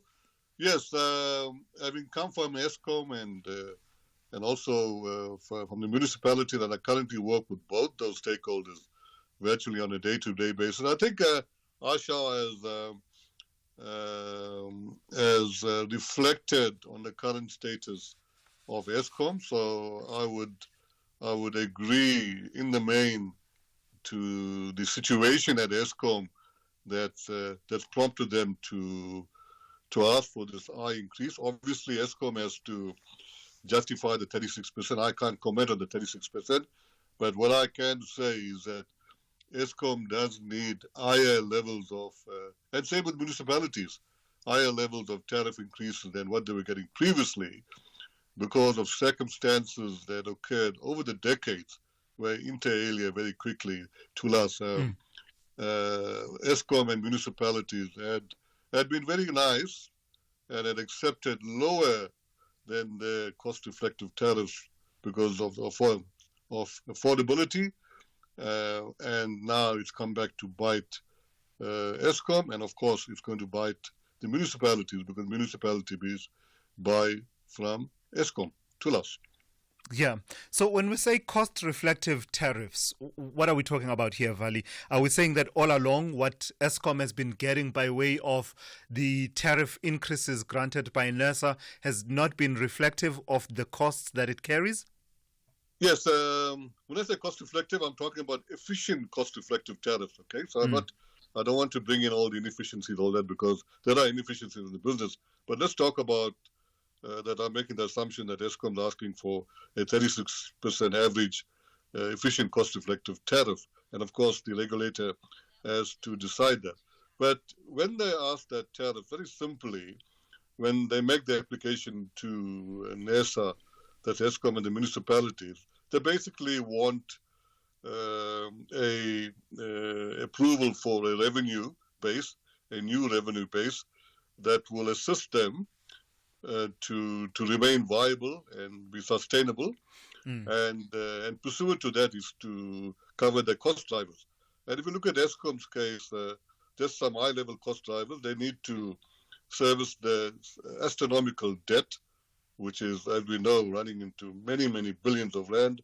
The cost of capital, expenses like operating and maintenance costs, depreciation, primary energy costs like coal and renewables, IPPs, integrated demand management, etc., etc. So there's a whole list of reasons or attributes why, for example, in this case, Eskom would want 36%. Because if they don't get it, they'll get bankrupt to us. Yikes, Vali, I get everything you are saying, but it comes back to that one point. There must be an alternative way to charging 36% more to the consumer for electricity. I can't even wrap my mind around what that means because I don't really have, the cost right now per watt that you buy as an ordinary consumer. But 36% is huge. Is there absolutely nothing else that can be looked at that would get us the same end result without saddling the consumer this much? No. Tulas, let me get this out of the way. I'm not agreeing. I'm in full agreement that we just cannot allow a 36% increase to flow into the market, let alone a 43% at least into the municipalities, because we will mess up the economy, we'll mess up the lives of people. And enough has been said about that. You asked me what's an alternative. This alternative should be put on the table years ago. The alternative is that when Eskom and the municipalities could not get their efficient, cost-effective tariffs implemented because they were decreased to affordable tariffs, then government, in this case, government has to step in to make up that gap between the affordable tariff and the cost-effective tariff, meaning that government, through some innovative methodologies, subsidies, etc., has to step in so that Eskom and the municipalities are not driven down to bankruptcy because they need the cost-effective tariffs, efficient cost-effective, like a private sector company, to stay afloat. So government has to, so the regulator has to play that balancing role and provide that. Yeah. But you cannot, and very quickly, you cannot translate that to the end-use customer like you and I. So government has to, in my opinion, as one of the solutions, is to provide subsidies and something so that it cushions the effect on the end-use customers as well as the industrials and the commercials. So government has to step in. I mean, it cannot be solved by Eskom and municipalities because Eskom and municipalities have now reached a stage after a couple of decades where, and I say this with respect, enough is enough. We need our cost-effective tariffs to stay afloat. Otherwise, you're sending us down the bankruptcy stage. All right, I've got to thank you for that. That's Vali Padayachi there, who is an energy expert and a former senior executive at both City Power and Eskom, weighing in on that. Listening to that conversation is Wayne Duvenage, who is the CEO of the organization Undoing Tax Abuse, OUTA. Good morning to you, Wayne. You heard what Eskom had to say. You've heard the perspective of someone who's been on the inside, Vali Padayachi, your sense as the public comment phase of the multi-year price determination MYPD6 tariff hikes opens. Your sense of all of this, the request by Eskom? Yeah, well, it's just not sustainable, is it? It really is going to be a massive blow to the public who have to foot these bills. And already, I mean, our electricity prices are excessive. Yes, if you go back to 2007 when the Medupi and Kusile plans were hatched and electricity was below 25 cents per kilowatt hour now, getting close to 2 rand. It's just untenable. And again, the result of poor leadership, poor management that has been allowed to happen at Eskom for far too long since those days. And now we sit with the problem. And I guess what government's going to have to do is come up with a plan to socialize this debt, because all that's happening is people who can afford it are moving off the grid as much as they can, and the poorest of the poor are going to suffer the consequences of this. So we really have to do something radically different to just going out there and asking NERSA to approve these massive increases every year, because it's not going to work. What is this something radically different, Wayne? And is that conversation even happening, or has it become cyclical, that it is to be expected that Eskom will table an outrageous request for a tariff increase, and we will all be up in arms for a few months, but eventually something, even if it's not exactly what they asked for, but something hefty will be imposed, and we will all adapt and move on with our lives? What is this something radically different that needs to happen? Well, the only thing, and they've been doing it partially to socialize some of the debt, is they're going to have to do more of that. In other words, the taxman is going to have to start covering a lot of the costs of Eskom, so that we can dampen and reduce these massive increases. Because that comes back to us, doesn't it, Wayne? Yeah, that's still us paying. It does, without a doubt. I mean, you pay for it one way or another, but if we're going to not do it this way, all you're going to do is put the burden on the people who can't afford it. Because, as I said, there's less and less sales now. More and more people are going off grid, and that is an affordability matter that only the wealthy and big businesses are able to do. So, what happens to the middleman and the poor who have to have electricity to survive today, and can't afford these increases? They are impacted. The impact is greater on them than anybody else. So, it really does come down to the sad reality that we're going to be encumbered with this noose around our neck as a nation for many years, which is why growing the economy is so crucial right now, dealing with corruption so that we can get more people working and get the economy flowing in the right direction to afford this unfortunate debt that we're going to have to pick up. Lastly, Wayne, and very quickly, how important is it then that citizens participate in this public hearings phase of this process? Very important, and there will be a number of organizations like ourselves, specialist organizations, that do the good modeling, that go back and challenge government and challenge NERSA on this matter. But I think they're in a catch-22. It's a case of damned if they do and damned if they don't. There's going to probably be no way they can get around, even if it's not at 36%, but it's going to be double digits, well above 20%. We'll come in with nothing less than that. All right, I've got to thank you for that. Wayne Duvenage is the CEO of the organization Undoing Tax Abuse, OUTA, weighing in on Eskom's request to NERSA to approve that it should increase tariffs to its direct customers by 36% in 2025 to 2026, 12% the year after, and 9% in the subsequent year ending in March 2028. There you have it, folks. You can participate. The public hearings process has been opened up by NERSA. Do participate and weigh in, and of course share with us your views about this matter here on the Morning Brief. Weeknights on S3 are anything but ordinary. BBC Primetime brings you the best of British television from 9 p.m. till 11 p.m. Open your mind to Life on Death Row, Thursdays at 9 p.m. and Resistance in a Hostile Environment, a 3-part documentary showcasing turning points which would go on to define race relations in the UK for a generation. Thursdays at 10 p.m. Wind down your weeknights with The Outlaws, Fridays at 9 p.m. and explore the world's most dangerous roads at 10 p.m. Channel your best entertainment with BBC Primetime, only on S3. Open up. S3. Attention all caregivers of children. Are you and your children's vaccinations up to date? Vaccinations can prevent serious diseases and prevent hospital stays. Protect your little ones by getting them vaccinated. Don't wait until it's too late. Talk to your healthcare provider today about getting your child vaccinated against serious childhood diseases.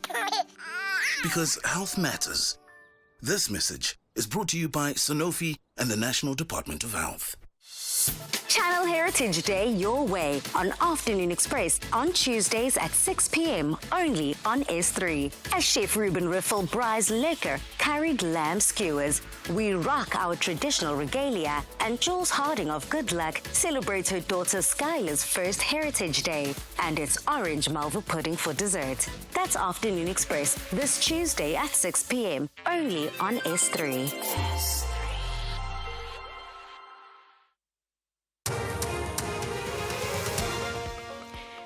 Good morning, I'm Anne Musan. The headlines: President Cyril Ramaphosa has called for the reform of the UN Security Council.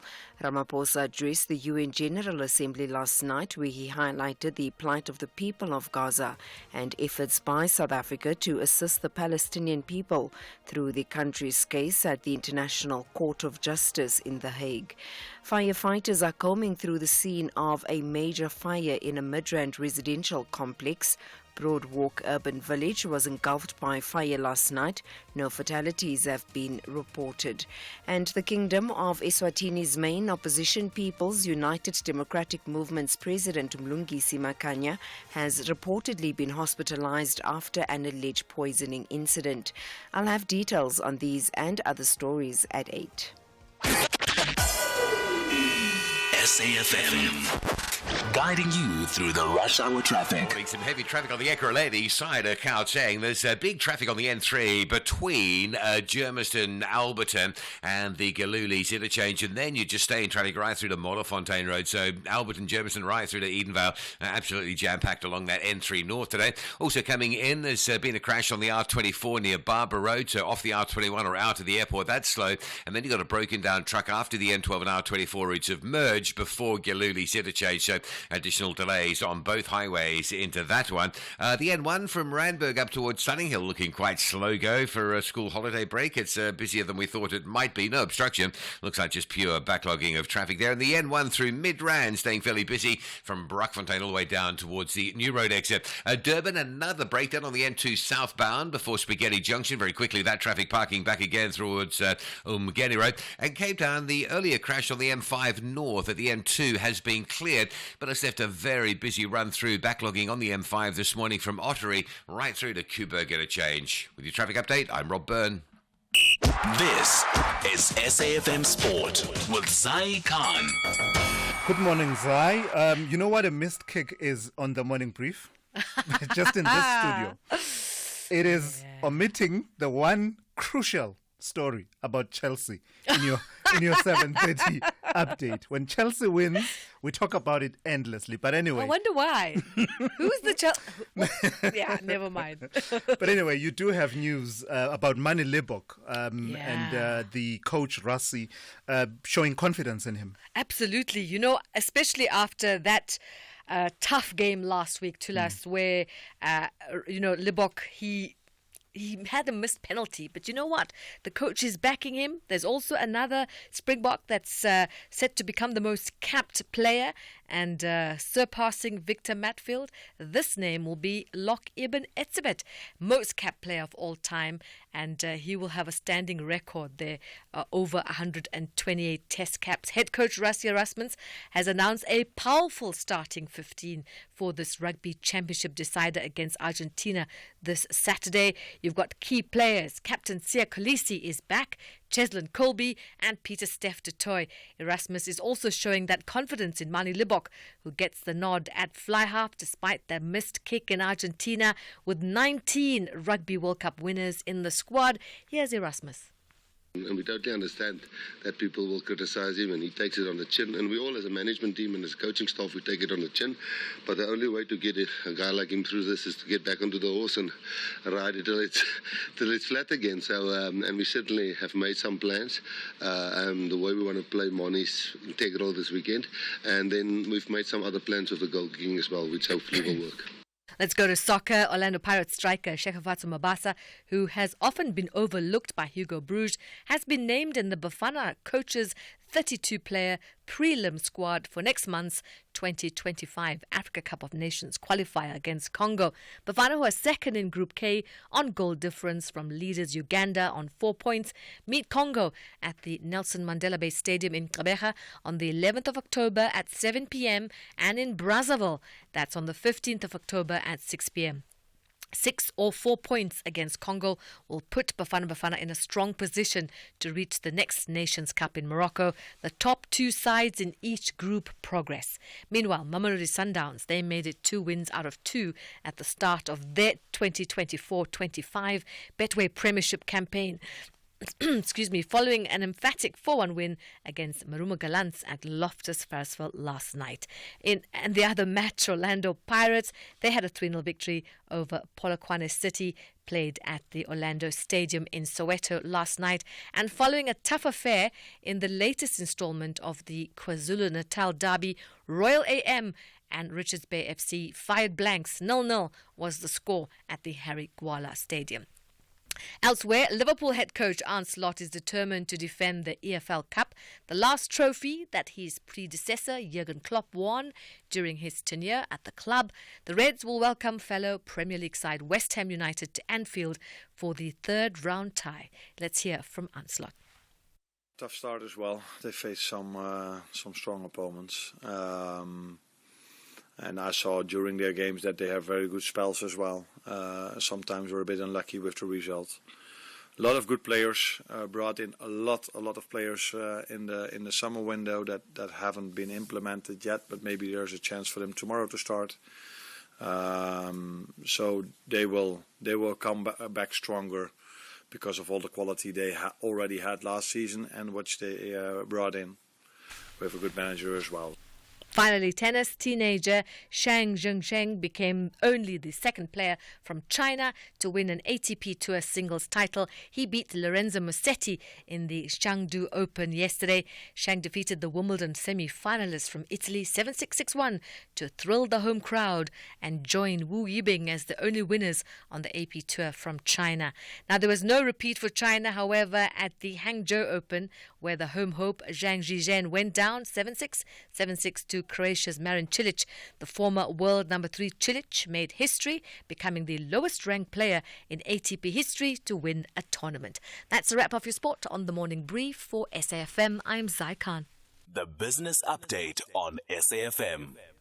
And for that, let's turn to Ndauling Lichela. In Ndauling, in this hour, you have some company news. South 32, the mining company, has secured funding for its manganese project. What's that all about?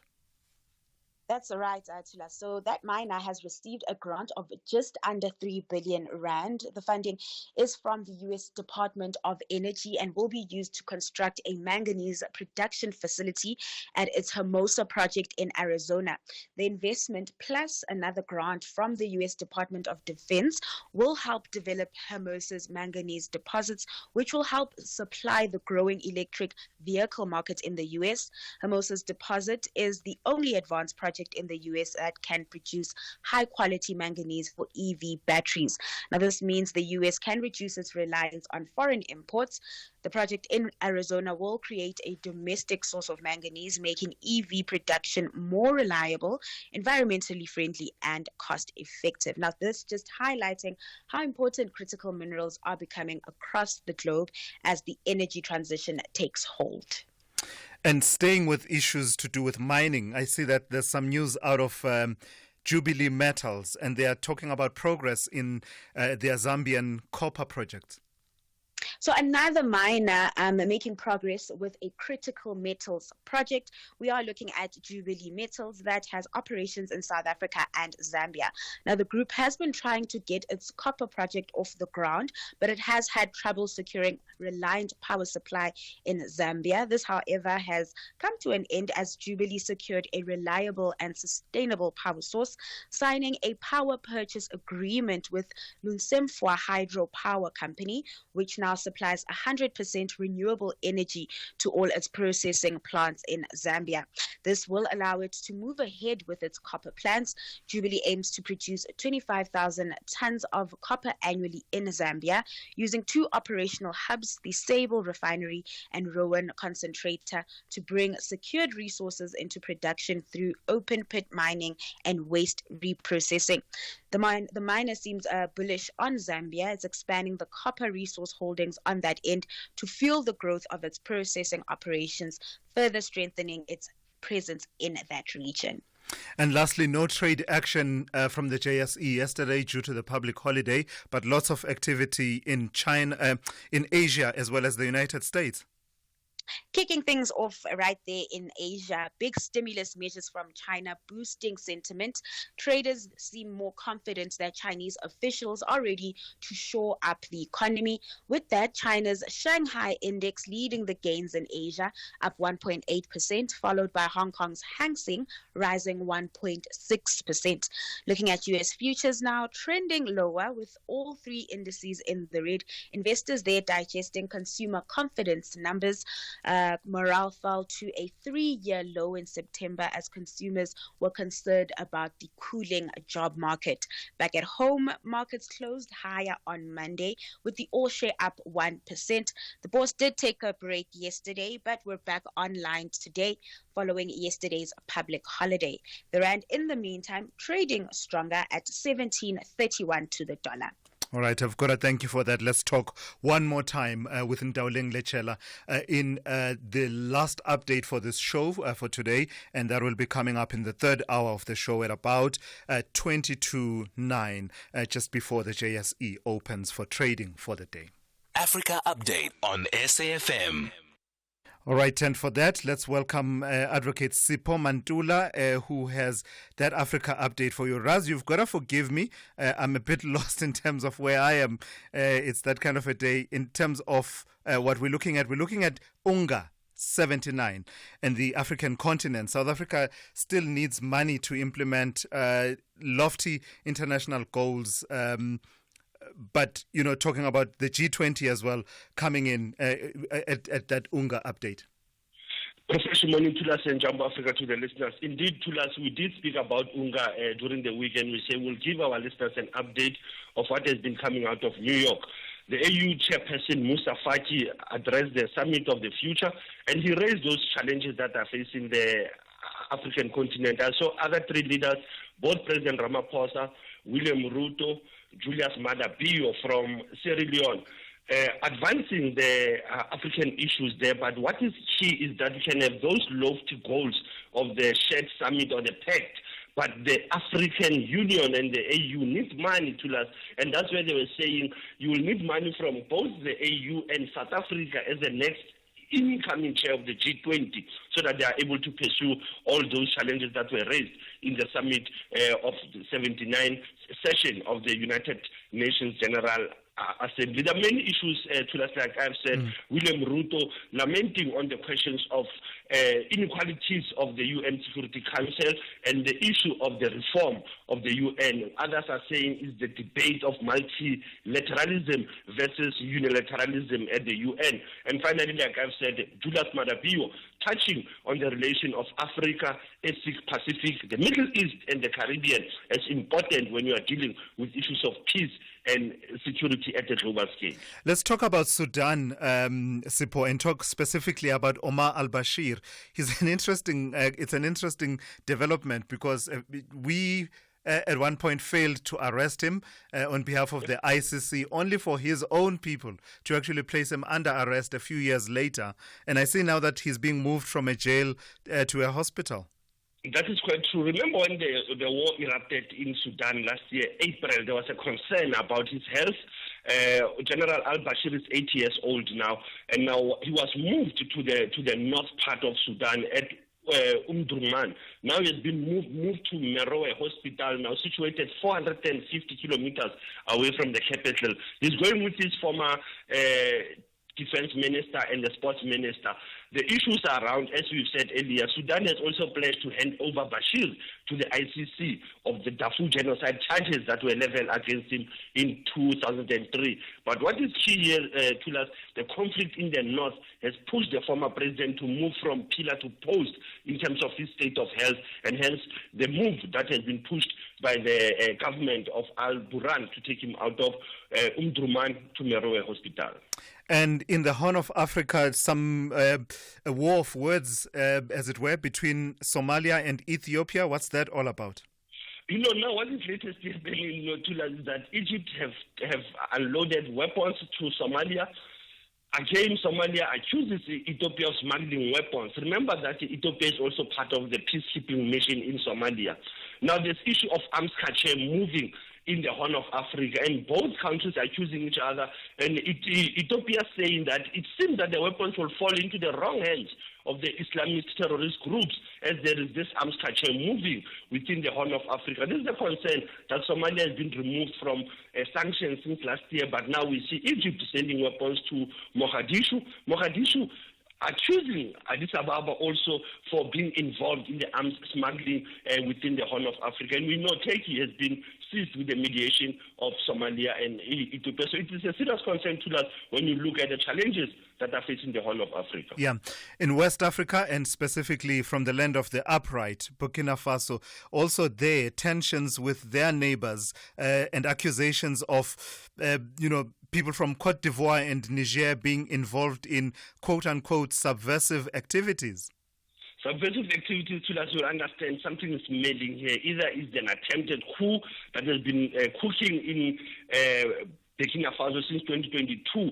The State Security Minister, Mahamadou Sana, said yesterday that they've arrested 14 people, to us, 2 former ministers, 2 journalists, unidentified conspirators who include Western intelligence officers who have been involved operating from Ivory Coast and Niger with an attempt to undermine the government of Captain Traore. Now they've arrested them, to us, as they were planning many things from presidential palace to the military drone base to the airport, and they've been arrested, and they are still looking at those people of interest as the Western intelligence officers are involved in this subversive activities in Burkina Faso, Ouagadougou. And lastly, in your historical archives, Sipho, you're taking us back to 25 September 1977. What happened on this day?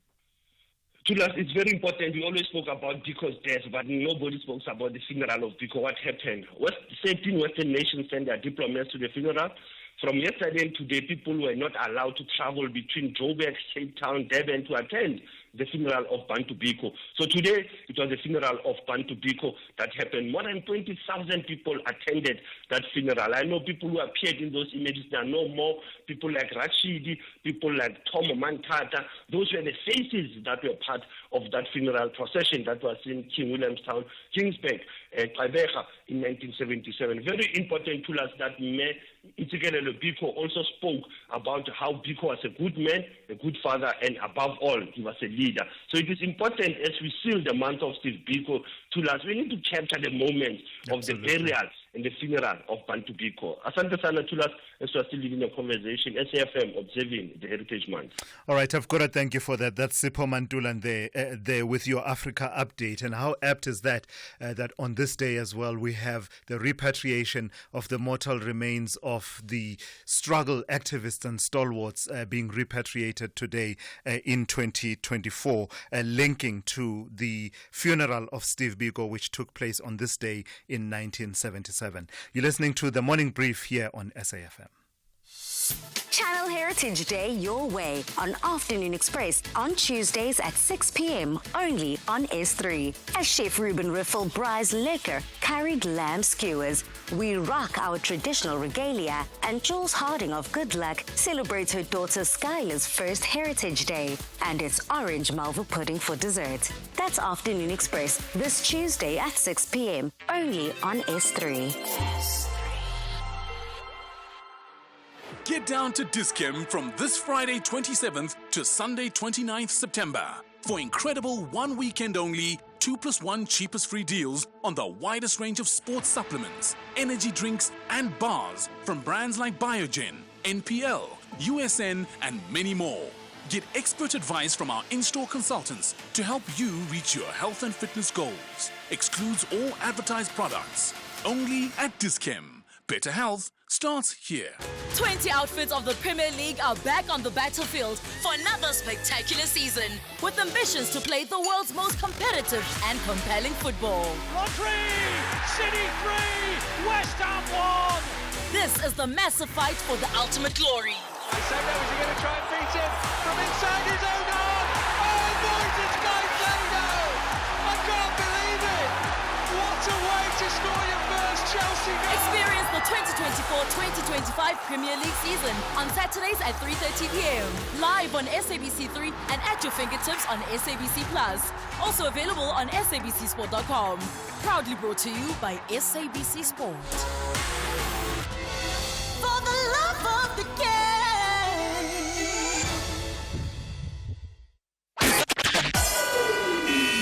SAFM, guiding you through the rush hour traffic. Been a crash in near the airport in Joburg, Kempton Parkside. It's the R21 South ramp onto the R24. So there's quite a backlog of traffic just approaching that scene and moving past it. So if you're coming down the R21, you want to split to the R24 down towards Barbara Road. That's where the crash is, and that's where the backlog is. N3 stays heavy from Elands Interchange up through Galulis. The N1, the other side of town, very heavy this morning, leaving Soweto. Looks like a problem around the main Reef Road Bridge. That's just north of the N17, Soweto Highway. So just as you make your way from Soweto direction Rudaport, it's all very heavy. The N1 North is just slowing up into Allendale Road. That's the broken down vehicle. And Roger Dyson coming out from Pretoria Industrial side from the west. Very heavy, big queues down towards the R101 Old Johannesburg Road Junction. Bit of action in Durban this morning with a collision scene before you get to Spaghetti Junction. So the M2's heavy. Queues from the M7 up through that crash, then through Spaghetti Junction to the roadworks at Westwood Mall, and then shortly thereafter you're pretty much back in the traffic between Queen Nandi Drive and the Gateway exit. That's another crash just after the Kumashu Highway. So two big queues running north if you're coming in from the south for flight connections at King Shaka. Make sure you got a ton of time to get through that. There's also a broken down vehicle on the N3 outbound at Pavilion. That's causing a delay from Spaghetti Junction and just sort of backlogging things on the ramps off the N2 onto the N3 outbound as well. And then Cape Town, crash involving a taxi. It's on Brighton Road at the N1 Highway Bridge. There's some delays in the Kraaifontein area and quite heavy coming out of Tableview and Dunoon side. There's been a collision on the N7 southbound just under the Bosmansdown Road Bridge, and that's pushing traffic back towards Plattercliff Road and looking pretty heavy. If you don't fancy that, the Kuiberg Road through Milnerton's a good option. And if you're coming out of the top of Tableview Parklands area, the lights on Malabongwe Drive at Potsdam Road out by Dunoon by the N7 are down, so backlog from the Rivergate area. Rob Byrne, SAFM Traffic. Weeknights on S3 are anything but ordinary. BBC Primetime brings you the best of British television from 9 p.m. till 11 p.m. You love drama? Then step into the world of Luther as he cracks down on criminals terrorizing the streets of London Monday to Wednesdays at 9 p.m. Top Gear will have you falling in love and rolling in laughter as Jeremy Clarkson and his team take you on an automotive journey like no other, Monday to Wednesdays at 10 p.m. Channel your best entertainment with BBC Primetime, only on S3. Open up. S3. Attention all caregivers of children. Are you and your children's vaccinations up to date?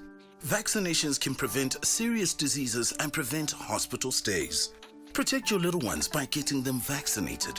Don't wait until it's too late. Talk to your healthcare provider today about getting your child vaccinated against serious childhood diseases. Because health matters. This message is brought to you by Sanofi and the National Department of Health. There will be humongous fighting spirit accompanied by high emotions, tension, and drama. Because this is a meeting of giants. Golden Black targets maximum points as part of the Heritage Month celebrations. But Cabo Yellow says the Yellow Nation only gets impressed by victory. This is the Betway Premiership. Witness the massive clash between Kaizer Chiefs and Mamelodi Sundowns on Saturday, 28 September at 2:30 p.m.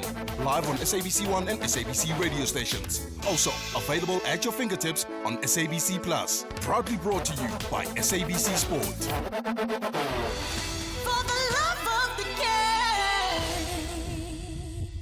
This is Thulasizwe Simelane on the Morning Brief.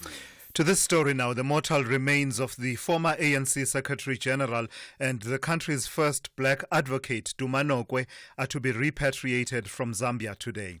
They are among the mortal remains of activists and exiles who died in Zimbabwe and Zambia, which are to be repatriated as part of government's Resistance and Liberation Heritage Route project.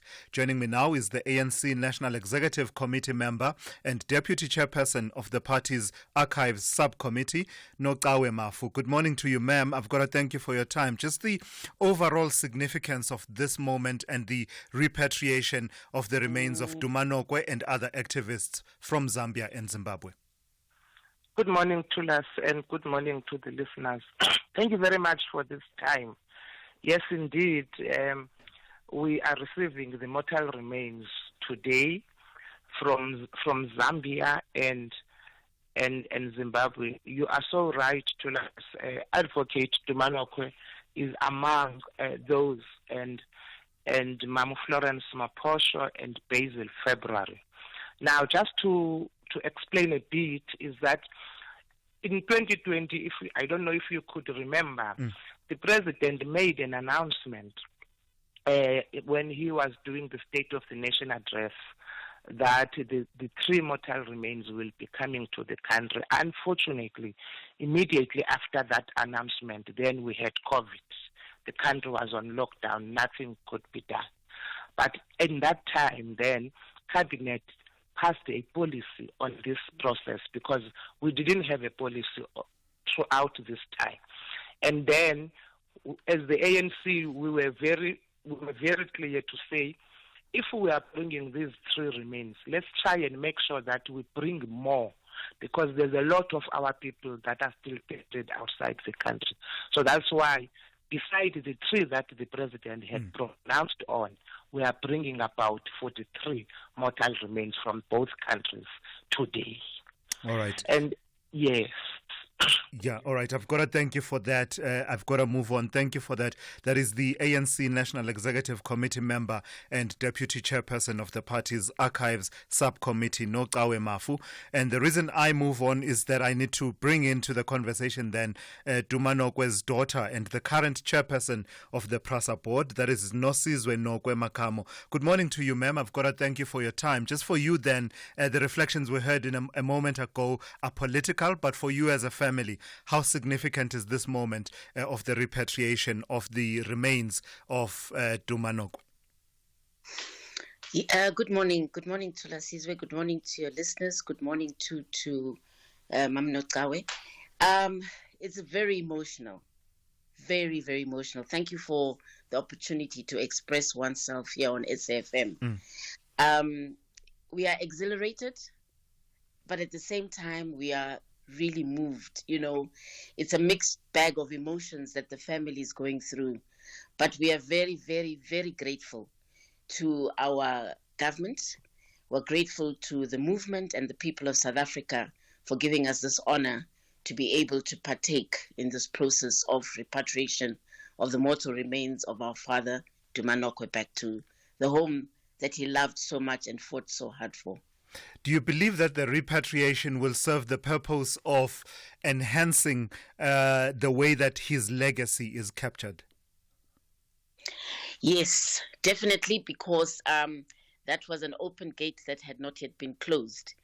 And I think it's so befitting that this is happening in the 30 years of our democracy, and also befitting that it's happening in the Heritage Month, because I think one of the things that we have been experiencing is that a lot of young people are complaining that they haven't got, the tangible history of the struggle. Yes, they've read books, some of them, but they're saying that we don't actually see it happening. Let's say like movies and documentaries. There aren't that many, and I think this whole repatriation process, which I believe must be one of the greatest, I think, in the world. I could be wrong. But I don't believe that I've read any repatriation at the scale that the South African government is doing this repatriation. I don't think that's happened globally. So I think that for our youth especially, this is probably very significant because it's a good news story. They can see that there's dedication, and they can also see that, these are the heroes. This is what happened. This is how things happened outside of the country. Look, the struggle was also very serious inside South Africa, but they didn't have any notion as well what is it that was going on outside of South Africa. And this now starts to rekindle those memories because people are now starting as well to tell those stories. To South Africans, he was the Secretary General of the ANC for about a decade or thereabouts. He was the first black advocate in the country and a lifelong activist. But to you, he was your father. Just your memories, any memories you have of him, as well as, just reflecting on his legacy from your perspective as a family. Thank you. Our father was, as you said, we knew him as our father, Utata. Very witty. He was very witty. He had a very easygoing personality, and he loved to teach. Teaching was his love.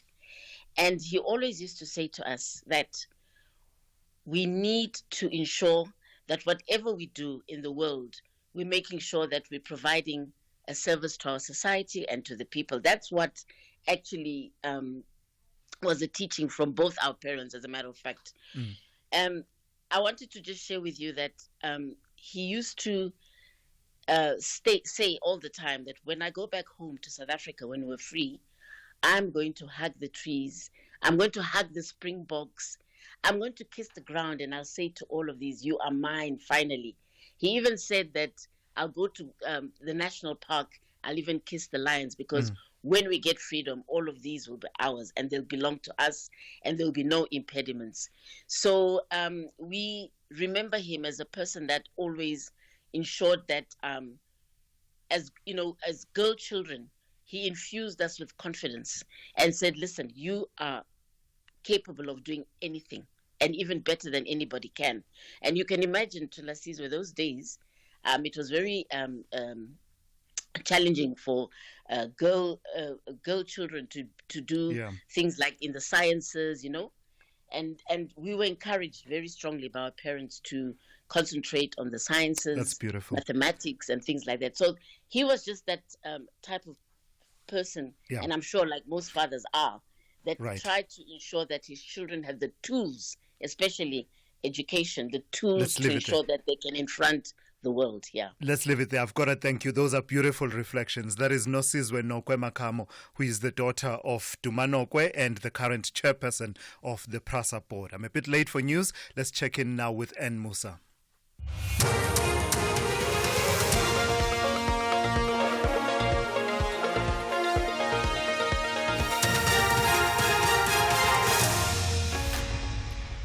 In our top stories, 4 extortion syndicate suspects shot dead in the Eastern Cape, and Ramaphosa calls for the reform of the UN Security Council. Good morning. Eastern Cape Police have shot dead 4 suspects at Marikana location in Kiskamahoek. One of the suspects sustained injuries and was rushed to hospital. Police spokesperson Sipokazi Mawiza says it's believed the suspects are part of a kidnapping and extortion syndicate in the area. We'll have more details in our next bulletins. President Cyril Ramaphosa has called for the reform of the UN Security Council. Ramaphosa addressed the UN General Assembly last night, where he highlighted the plight of the people of Gaza and efforts by South Africa to assist the Palestinian people through the country's case at the International Court of Justice in The Hague. Ramaphosa says the UN Security Council has failed to ensure peace and security. The eastern part of the Democratic Republic of the Congo, to Sudan, to Ukraine, and other parts of the African continent. Achieving and maintaining peace and security requires the collective will of the community of nations gathered here. It requires that the UN Security Council should be a more representative body and inclusive. The Security Council has not fulfilled its mandate to maintain international peace and security. The UN Security Council must be reformed as a matter of agency. Firefighters are combing through the scene of a major fire in a Midrand residential complex. Broadwalk Urban Village was engulfed by fire last night. No fatalities have been reported. Authorities are still trying to establish the cause of the fire. Joburg Emergency Management Services spokesperson Xolile Kumalo elaborates. The majority of residents have been evacuated to safety. There were few that were taken to hospital by private ambulances. The number I cannot really tell right now, but there were a few people with minor injuries. No fatalities up to so far. But what is happening now, the firefighters are going room to room, conducting searches. They have not completed that operation as yet because the complex has about 130 apartments. A 72-year-old man is expected to appear in the Brits Magistrates Court in the northwest today. This after allegedly killing his tenant outside Hartbeespoort Dam on Sunday. Police say the 66-year-old tenant approached the landlord when he discovered there was no electricity and water at his place. This led to an argument. The suspect then shot the tenant and fled the scene. Northwest Police spokesperson Amanda Funani says the suspect was arrested later. According to the reports, the 66-year-old tenant approached his landlord when he discovered that there was no electricity and water at his place. Following an argument that ensued between the two, the landlord went inside his house and came back with a firearm and allegedly shot the victim on his upper body. The victim was transported to the hospital where he was declared dead on arrival. The police also recovered a firearm which will be subjected to ballistic tests.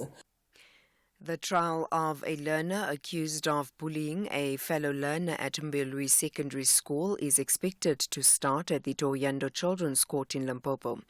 The accused was depicted in a video that has since gone viral, allegedly assaulting a fellow learner outside the school. The victim, Lufuno Mabanga, later committed suicide by overdosing on pills 3 years ago. Abafani Munyai reports. The accused is expected to be tried for a charge of assault with intent to do grievous bodily harm. The case was postponed for trial and arrangements of a Xhosa interpreter. The minor had her assault case heard in camera with only her parents, a legal representative and the prosecutor present in court. The accused was in the custody of her parents. The trial is set for 2 days, Wednesday and Thursday. And finally, the Kingdom of Eswatini's main opposition People's United Democratic Movement President Mlungisi Makhanya has reportedly been hospitalized after an alleged poisoning incident. Makhanya was rushed to hospital in Pretoria in a critical condition. Pudemo's national spokesperson Brian Sangweni. Investigations are still ongoing. We have actually launched our own internal investigation to ascertain any malice or this incident that the president has suffered. This incident came at a time when the president was organizing a protest march that shall take place in October in Eswatini. Recapping the top story, Eastern Cape Police have shot dead 4 suspects at Marikana location in Kiskamahuk. It's believed the suspects are part of a kidnapping and extortion syndicate in the area.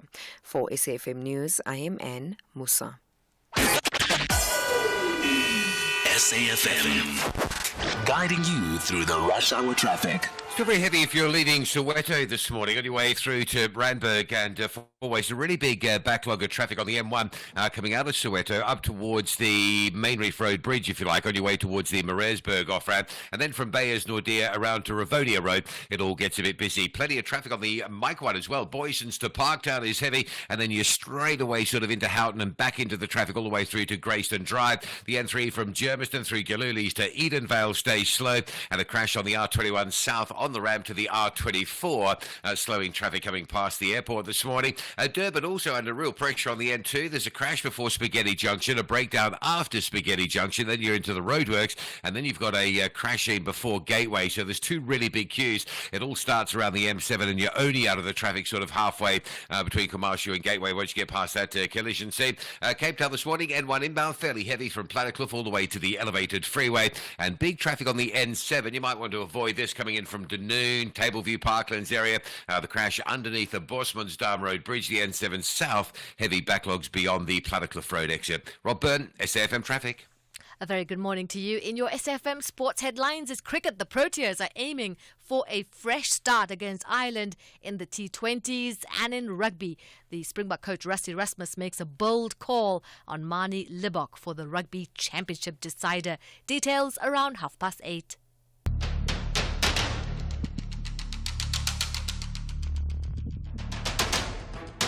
The Morning Brief with Thulasizwe Simelane. Weekdays, Monday to Friday, 6 to 9 a.m. The Morning Brief with Thulasizwe Simelane. Weekdays, Monday to Friday, 6 to 9 a.m. Hey, good morning, South Africa. This is the third hour of the morning brief here on SAFM, and we've had a number of conversations that have been open and on the go over the last 2 hours. I've got to reflect on just how beautiful those words were from Nosizwe Nokwe Makamo, the chairperson of PRASA, who is the daughter of the former ANC Secretary General Duma Nokwe, the first black advocate in South Africa. The words were, and I'm quoting her here, she was quoting what Duma Nokwe used to say to his daughters, quote, hug the trees, hug the Springboks, kiss the ground, kiss the lions. That is beautiful.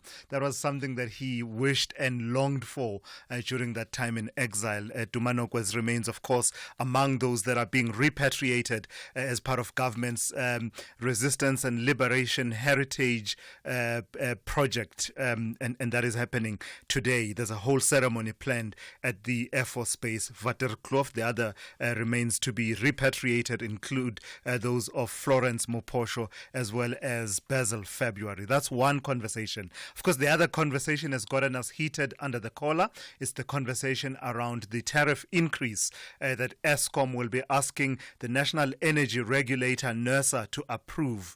It will hit and it will bite hard among Eskom's direct customers, and those do include municipalities that buy electricity from Eskom for the purposes of resale to their customers. What we've not done, though, what we've not done enough in the last 2 hours is take your calls, and that's exactly what we will be doing in the next few minutes. And that number is 086 000 2032, as well as your WhatsApp voice notes on 061 410 4107. The third hour of the morning brief starts now. When self-made billionaire Wilton Knight rescues police detective Lieutenant Michael Long after a near-fatal shot to the face, he gives him a new identity and a new name, Michael Knight. Paired with the unique Knight Industries 2000 aka kit, they are brought in during situations where direct action might provide the only feasible solution. Kusazo Shuba and Michael Knight and Kit are ready to rise to the occasion. Channel your best retro with Knight Rider, weekdays at 12 p.m. only on S3. Open up. S3. And we went on a water safari, and Mom spotted a hippo, and it said, grrr. There is a place where you can see wonder and the wild, with breathtaking scenery and endless landscapes. Enjoy good food and embrace great taste. And the next day we went to the reed dance. I saw the maidens handing over reeds to the mighty Zulu king, and the Zulu warriors chanting, Baye! Explore all this and more in the magical Zulu Kingdom. This message is brought to you by KZN Tourism and Film Authority. Channel Heritage Day your way on Afternoon Express on Tuesdays at 6 p.m. only on S3. As Chef Ruben Riffel braais lekker curried lamb skewers, we rock our traditional regalia, and Jules Harding of Good Luck celebrates her daughter Skylar's first Heritage Day, and it's orange malva pudding for dessert. That's Afternoon Express this Tuesday at 6 p.m. only on S3. Call Thulasizwe now, 086 000 2032. Naturally, the tariff increase that Eskom is asking for approval for from NERSA has gotten you thinking, and you want to talk about it. Let's do exactly that. Let's speak to Mike, who is out in Newlands in Cape Town. And Mike, good morning to you. You want to talk to me about Eskom and the tariff increase? I do indeed, and we are indeed between a rock and a hard place. And I think I don't know how. Personally, I can't afford it, and I think millions of South Africans won't be able to either. I don't know what to do. But you know what I think would make us feel better, Thulasizwe, is if we had somebody in jail. If just somebody had gone to jail for what must have been the biggest, the most corrupt scheme that the ANC ever conceived. We need to just keep 2 points in mind. Won't make us feel better, but we'll understand better why we're in the mess we're in. First of all, when in 1994 the CEO of Eskom was voted in New York as the best-run, most profitable power station in the world. By 2015, the ANC decided to get rid of 3,400 whites, which is fine, no problem with that. They wanted to transform and put in black and colored and Indian. That's fine, no problem with that either. But the Eskom CEO at that time, Thulasizwe, warned. He said it would be catastrophic, that's his words, for Eskom to be transformed so rapidly without putting in properly trained people. So now we have to pay the price while we rush around for properly trained people, and the good people that we wanted are all retired and they've all gone. And the final thing we need to keep in mind that President Thabo Mbeki, when he was president, the DA begged him to build power stations and open more coal mines. For 10 years, he failed to do that as he expanded the grid. And, of course, to his credit, the man did apologize in Parliament for not doing what he should have done and built the 10 power stations. But that's the price we have to pay. And I would also argue we need to get some people in jail that sabotage so many of those plants. The evidence is there for all to see. We've spent R1 billion on the Zonda Commission. Nothing. Zero. Zip. Nobody is in. Not one person is in orange overall. Yeah. And the other thing we need to worry about, if we can't learn a lesson from Eskom, how on earth are we going to run NHI? Wow, that would be a nightmare. Thanks. All right. I've got to leave it there. Thank you for that input. That is Mike in Newlands in Cape Town. Let's speak to Bonga in the Eastern Cape. Bonga, you also want to speak to me. You want to talk to me about Eskom. Good morning. Yes. Good morning, Mr. T. What a beautiful opening of your quote. I'm not sure about kissing the lion. I also thought, I don't know about kissing the lions. Go ahead, please. Thank you very much, Thulas. I will be speaking on a layman's corner about this Eskom thing. This is one of a biggest disaster to happen. If you can go to some really areas around the Eastern Cape, you'll find that people are using Eskom for free. So now it's not that they are not known. The Eskom, why they can implement the system or something to minimize the illegal connection. You can go to to townships, the rural areas, almost across South Africa. But you'll find those people that are using the electricity for free. So now we will be suffered because of that. The money that they should be using in terms of paying is just simply not going to the system. So I think that's one of the biggest mistakes, the biggest thing that challenges that we have. If we can try to have a mechanism in terms of stopping that, fighting the corruption within the Eskom, I think we'll cross the bridge without increasing these tariffs. As coming to the issue of the corruption, I don't want even to mention about it. It's well known by the South African. Thank you very much, Thulas. All right, I've got to thank you for that, Bonga. And I get the sense that you are the point you are making about this revenue target that would keep Eskom sustainable would be helped a great deal, you say, if the revenue collection itself would improve and deal with illegal connections. That's true. Thank you very much. All right. That is Bonga in the Eastern Cape. They're weighing in on the issue of Eskom, which has gotten a lot of you thinking this morning. In fact, let's hear some of your WhatsApp voice notes now. Morning, Thulasizwe. This time, Fontaine. 2 issues, please. I'm really struggling with electricity at the moment. Eskom doesn't think about people. They only think about themselves and their workers. At the moment, I have to choose between buying enough food for my kids or buying electricity. It has already come to that point where one has to choose between the two. The second issue is the president's speech yesterday at the UN. I like the way he spoke.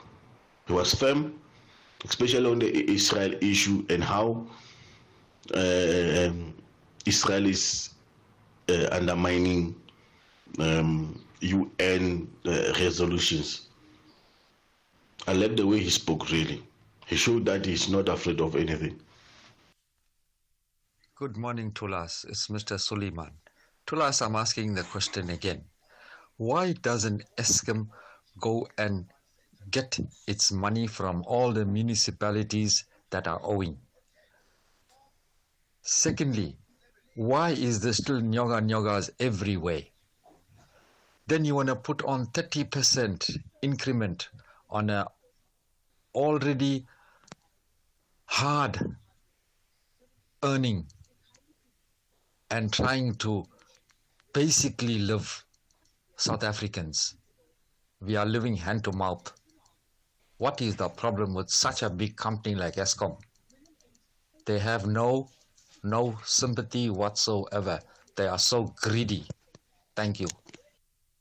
Hi again, Thulas. It's Loiso here. On the issue of Eskom, I don't understand the strategy that Eskom is taking, because if you keep on increasing the price, meaning you're punishing the people, the few people that are paying for electricity, and then the number of people who are not paying for electricity keeps on increasing, because everyone sees that like it's expensive to buy electricity. I rather just bridge electricity, because that's what is happening. A lot of people are not paying for electricity. If Eskom was to focus on getting more revenue, is to go around and make sure that people pay for the electricity they use, and then Eskom will not need this 36%. All right, I've got to thank you for those inputs. The clear theme that I'm picking up is that you want to see Eskom collecting as much as they can from the customers that are already connected and receiving electricity, and you are saying that there's a weakness in terms of that system, illegal connections, what Suleiman called nyogas everywhere. So it would seem then there's something for Eskom to pause and reflect on as we get into this public inputs process. And I would urge you, active citizenry, get involved, make those points with Eskom. It doesn't matter that you've made it previously and it's gotten us nowhere. Keep making those points, because those are the right points to make from your experience as a user of electricity in this country. We will continue to engage you throughout the show here on The Morning Brief. Need a loan? Pay for what you need when you need it with a personal loan from Nedbank. And if you open a MyGoals Plus or MyGoals Premium account, you can enjoy 200 Rand cash back every month for the duration of your loan. That's 200 Rand every month to buy extra groceries or save for a rainy day. Visit nedbank.co.za and join the bank that's best for your loans. See money differently. Nedbank. We're a licensed FSP and registered credit provider. T's and C's apply. Durban's vast and warm ocean is our gold mine. Join us as we dive into the blue economy extravaganza, unlocking new opportunities and fostering sustainable growth during Blue Economy Week from the 24th to the 28th of September 2024 along the beachfront. Experience a display of exciting maritime activities from a variety of aquatic sports, groundbreaking maritime discussions and career opportunities, innovation programs, spectacular fashion, and much more. Don't miss this incredible event. Durban's Blue Economy, shaping our future. Visit Durban and explore the endless wave of tranquility. For more information, log on to www.durban.gov.za or any @eThekwini platforms. 18 teams are back on the hunting ground. No one wants a loss or a draw. They are all searching for maximum points in every encounter. This is the Bundesliga. Football as it's meant to be. Do not miss out on the 2024-2025 Bundesliga season. Catch the action live on Saturdays at 6:30 p.m. Live on SABC Sport on DTT Channel 4 and at your fingertips on SABC Plus. Also available on sabcsport.com. Proudly brought to you by SABC Sport. For the love of the game. The Morning Brief with Thulasizwe Simelane. Not related, of course, but I've got to say, Eskom wants to make billions. The SANDF, on the other hand, is losing billions, millions, hundreds of millions at least.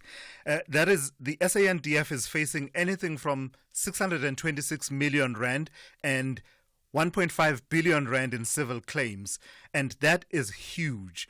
The figures were revealed in Parliament recently by the Minister of Defence, Angie Motshekga.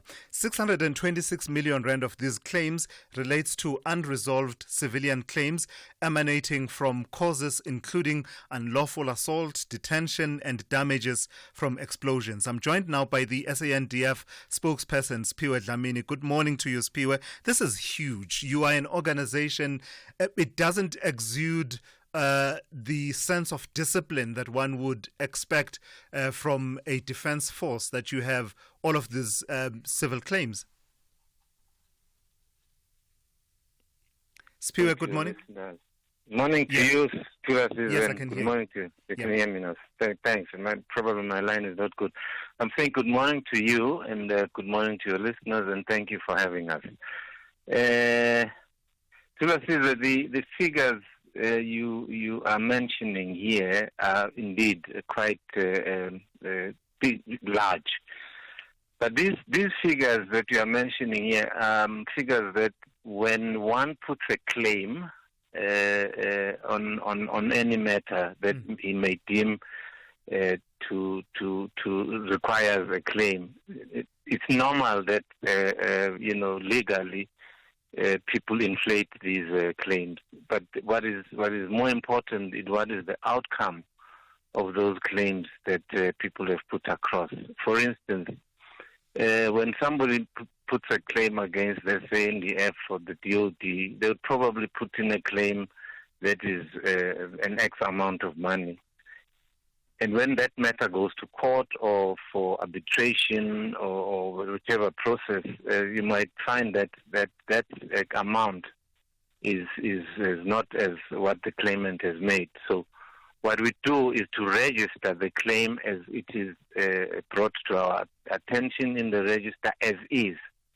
But then once the matter has been dealt with, we are then able to determine what the actual claim is, which we will then pay out. So this amount that you are talking about is not an amount that is what is due to the claimants. It's an amount that the claimants have made. Sure.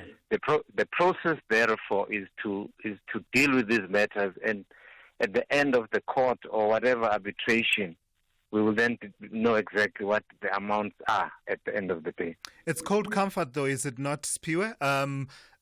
Unless you were saying to me that the figures that I've cited, for instance, the 626 million rand that has to do with causes of action that include assaults, detention, and the likes, unless you are to say to me it is significantly much, much lower than that figure in terms of what is eventually settled. You can't blame the people for claiming the damages as they have experienced them. If I'm assaulted, the damages on my side, I feel, are huge. On your side, maybe not so much. Well, the figure that I have of unlawful assault, arrest, detention, and prosecution, we've got about 120 matters within our contingents of about 382 million as at 31st August. Now, these date back to 10 years ago. Remember, these matters take a long time to be resolved, and the due process that we follow can take as long as the matter. So that we cannot determine how long a matter will be resolved, because these are settled by courts. And these are not matters that happened overnight or over a month or over a financial year. These are matters that have been lying there for a long period of time, which whenever there's a claimant, we actually update our register with the new claims in view of what has happened before. So these are not claims that you have over a financial year or 2 financial years. They come way, way, way back. And then there are categories that you were, outlining in that presentation, in that answer in Parliament. Damages, explosions and fires, 195 million rand in those claims. That's number 3 in terms of the big ticket items in as far as claims are concerned. What's that about? What are damages, explosions and fires? Our training area in Luhatra in the Northern Cape, where we actually do live training, where we use live ammunition. That area is dry, and normally our training happens at the height of summer, and the grass is very dry, and the entire place is dry. You find that when we launch these live ammunitions, obviously fire would erupt, and the wind, the strong winds that blow, even our fire, fire guards, the fire would probably jump over those fire guards, and then the whole area gets bent up. And those farmers around that place would then put up a claim. Again, the claims they would put up, as is normal, would be a huge amount. But when we go through the process of, dealing with these matters, you find that we pay the settlement. Yeah, the settlement is not what they ask for. Thulasizwe, we do, as the claim, if the claim is 50 rand, we don't reduce it to 20 rand. We put it as 50 rand. At the end of the day, we might end up paying 10 rand. Right. But yes. Lastly, Spiwe, I've got to put this to you. Shooting during exercise operations, 48.3 million rand. Personal injuries, 18.4 million rand. Mobile asset accidents, 13.4 million rand. Again, I say to you, this doesn't exude the image of a disciplined fighting force that we deserve in the SANDF. You are taking. I hear you, and we would like to have minimum, if any, of such incidences. But these are things that happen over a long period of time. Right. They did not happen last year or year before last. Some of these date back to 2010, 2009, and they've been in the register for as long as 10, 50 years. Yeah. So if they are not happening in a financial year or 2 financial years. There are codes of conduct in the SANDF in particular that indicates how our members should behave, and these are adhered to.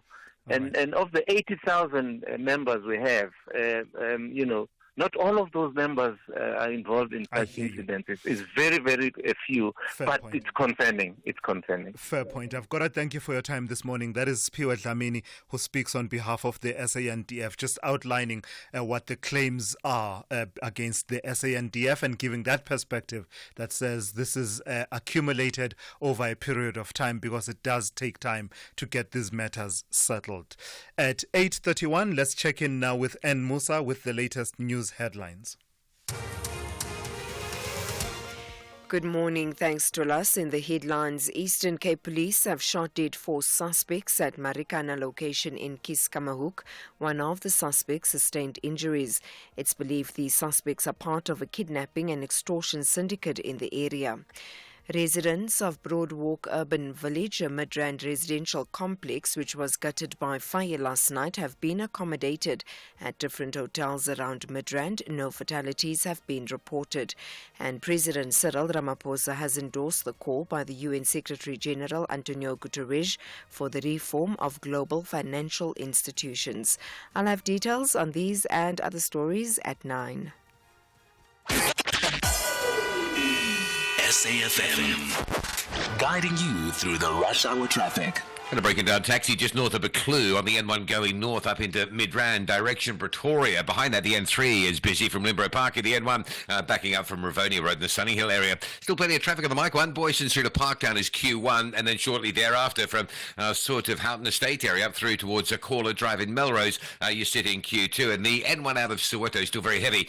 Queues up towards the Main Reef Road Bridge on your way towards the Maresburg off-ramp. Durban, lots happening around Spaghetti Junction. Going north, you've got a crash and a breakdown down. And, of course, the roadworks are from the M7 moving up through Spaghetti Junction towards Westwood Mall. That stays heavy. There's also a breakdown at Pavilion Mall, so the M3 going out of town is quite slow on your way towards Pinetown, and a collision on the M13 leaving Pinetown through to Westfield just by Blair Athol. So M13 direction Westfield stays bad. And at Cape Town today, the N7 is the one to avoid. Going southbound, a crash at Bosman's Dam Road. That has pushed traffic right back into Plattekloof Road territory. If you want to avoid that coming from Dunoon or Tableview, you've got pretty much open traffic conditions on both Kuberg Road and Gilberson Drive. It's nice workarounds. Rob Byrne, SAFM Traffic. This is SAFM Sport with Zai Khan. Hey Zai, the ODI series against Afghanistan was tough, right?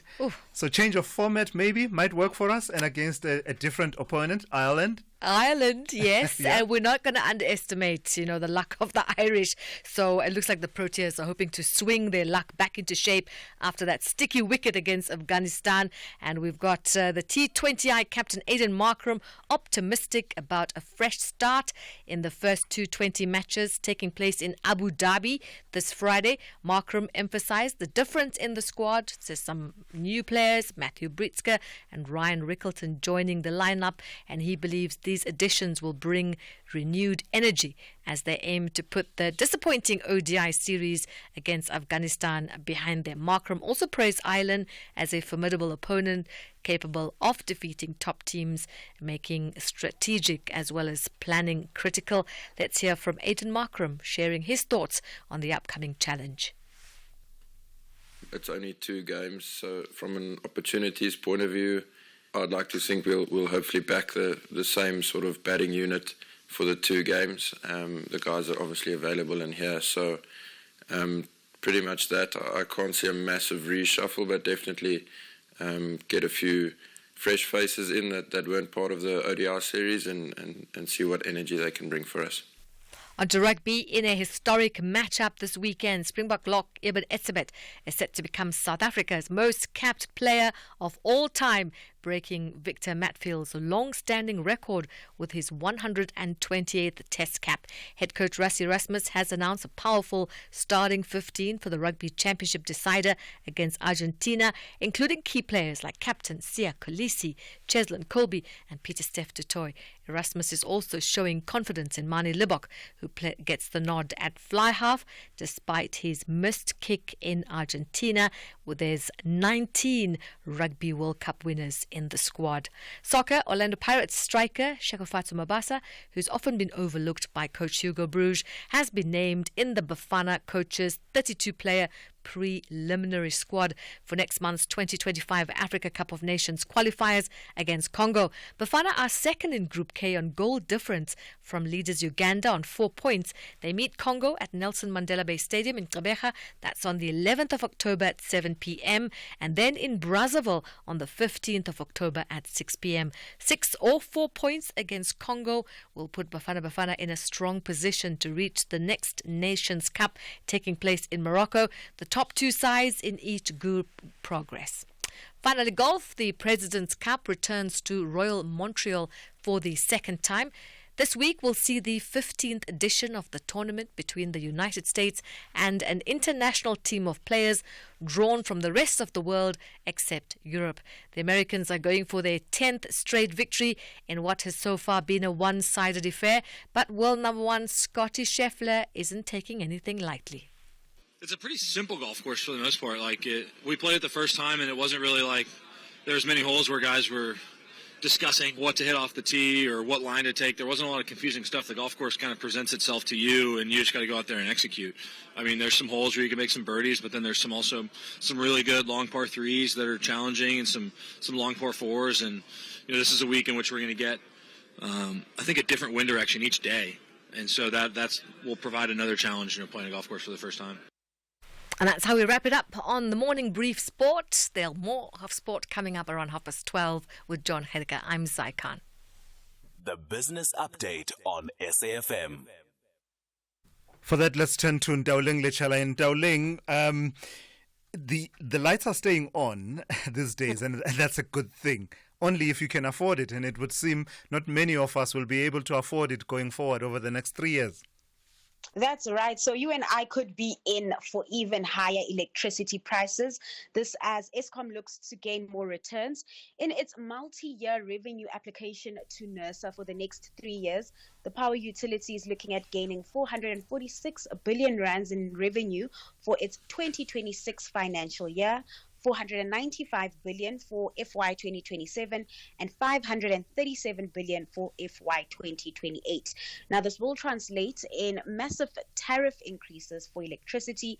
According to the application, Eskom's direct customers could be in for a 36% hike in 2025, an 11.5% increase in 2026, and a 9% rise in 2027. Now, as the application is in, NERSA will consult with other stakeholders as part of its decision-making progress. In the past, the regulator hasn't always approved Eskom's requested increases, but electricity prices have still risen sharply. We've had double-digit price hikes in the past 2 years or so, and this application comes at a time when the power utility has been facing backlash on proposed increases, with politicians across all party lines opposing 3 more years of double-digit price hikes. Minister of Electricity, Kgosientsho Ramokgopa, has even went as far as saying that the government would be looking for a way to mitigate this, as the rate at which electricity prices are rising are unsustainable. Another risk from rising electricity prices is higher inflation, something the SARB has warned of at its last MPC meeting. Yeah, the ripple effects are quite major. And Dowling, who is Bevco, and what are their plans exactly around the country's township economy? So Bevco is the distributor of PepsiCo products. So your Pepsi drinks that you see in your fridges, they are the ones that distribute them in SA, and they're eyeing growth from the township economy. This is an economy with 900 billion rand and is seen as the backbone of the South African economy. And to take advantage of this, Bevco plans to have its brands in 30% of spaza shops within 3 years. As it stands, Bevco has about 6 to 10% of spaza shops market share, leaving room for growth. And to boost spaza shop presence, Bevco has joined forces with TBBC, deploying 100 dedicated sales reps to key regions in KZN, Eastern Cape and Western Cape. It'll also be providing spaza shops with coolers in that region. Now, the informal market's rapid growth is surpassing modern trade, and we're seeing big businesses trying to get a piece of the pie. Recently, ShopRite announced plans to build more U-Safe stores in townships and rural areas, and Take a Lot launched its Township Economy Initiative to assist small businesses. This just further highlighting the informal market's importance when it comes to driving economic growth and job creation. According to research from Bevco, South Africa is home to about 150,000 spaza shops, which collectively contribute 5.2% to the country's GDP and provide employment for 2.6 million people. So clearly a very important sector of our economy. Lastly, Ndauling, the JSE opens in about 19 minutes. What kind of a trading day can we expect after the holiday, as well as a recap of Asia and US futures? So local markets are poised to start the day in positive territory, following its international peers. In terms of news on the local front, traders will be waking up to a trading update from precious stones miner Gemfields, as well as statistics on the tourism sector. Shifting focus to currency markets, the rand being driven by global factors supported by a weaker dollar. It's trading at 17.35 to the greenback from about 17.31 about an hour ago. Over in Wall Street, markets reversing yesterday's gains with futures in the red. Traders there digesting the downbeat consumer confidence print, somewhat igniting growth fears as U.S. consumers seem to be concerned about the cooling labor market. In Asia, China's plans to shore up the economy have been welcomed, with markets mostly in the green and on track to end the day off in a positive territory. All right, thank you for that. Have yourself a great day. Ndauling Lechela has been watching all things to do with the economy, business, as well as the markets for you throughout the morning here on The Morning Brief. Weeknights on S3 are anything but ordinary. BBC Primetime brings you the best of British television from 9 p.m. till 11 p.m. You love drama? Then step into the world of Luther as he cracks down on criminals terrorizing the streets of London Monday to Wednesdays at 9 p.m. Top Gear will have you falling in love and rolling in laughter as Jeremy Clarkson and his team take you on an automotive journey like no other, Monday to Wednesdays at 10 p.m. Channel your best entertainment with BBC Primetime, only on S3. Open up. The cost of living crisis is real. Here's what one Outsurance client did about it. I'm Amy. I'm 26 from Kenilworth. When I got my 2022 Ford EcoSport, the immediate thought was to phone Outsurance, and I pay only 819 Rand per month. No insurers were able to beat or match the premium that I'm currently paying. Want a car insurance premium that will blow your mind? SMS out to 30754 now for a quote and to find out about included benefits like panic assistance that sends the nearest medical or armed response unit to you wherever you may be 24/7. Here's Yusuf. 45 years old from Teigedal, Western Cape. I pay 700 Rand for my Polo 1.6 2021 model. If you haven't called Outsurance yet, definitely get in touch. Give it a go. SMS out to 30754 now.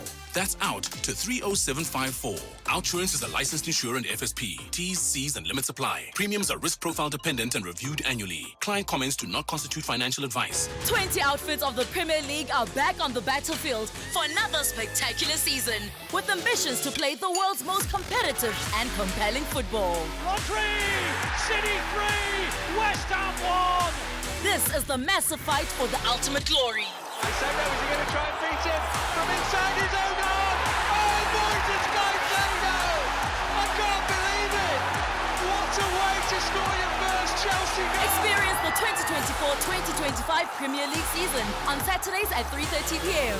Live on SABC3 and at your fingertips on SABC+. Also available on sabcsport.com. Proudly brought to you by SABC Sport. For the love of the game. The Science of Life on SAFM. So the 29th of September is World Heart Day, and that's coming up in about 4 days. So in light of that, we thought we'd talk a bit about cardiovascular diseases.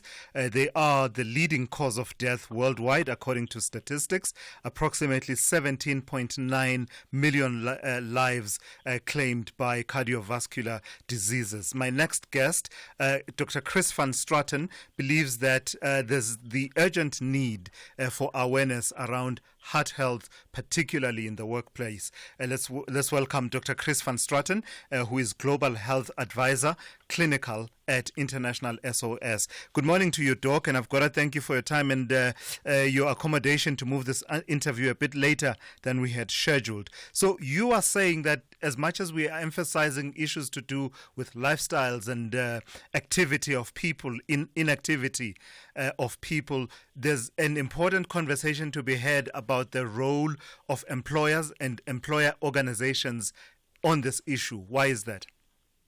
Thulasizwe, thanks so much for having me on the show. It's a real honor to be here.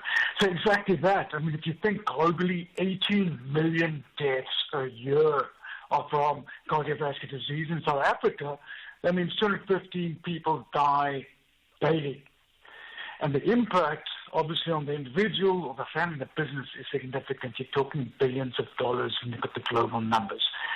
So we as an organization have been supporting many of the Fortune 500 companies in trying to, one, assess what are the risks of individuals in the workplace, two, building programs that can help people to keep safer and fitter during the workspace environment, and then calculating over time the return on investment, A, for the individual, but B, for the companies.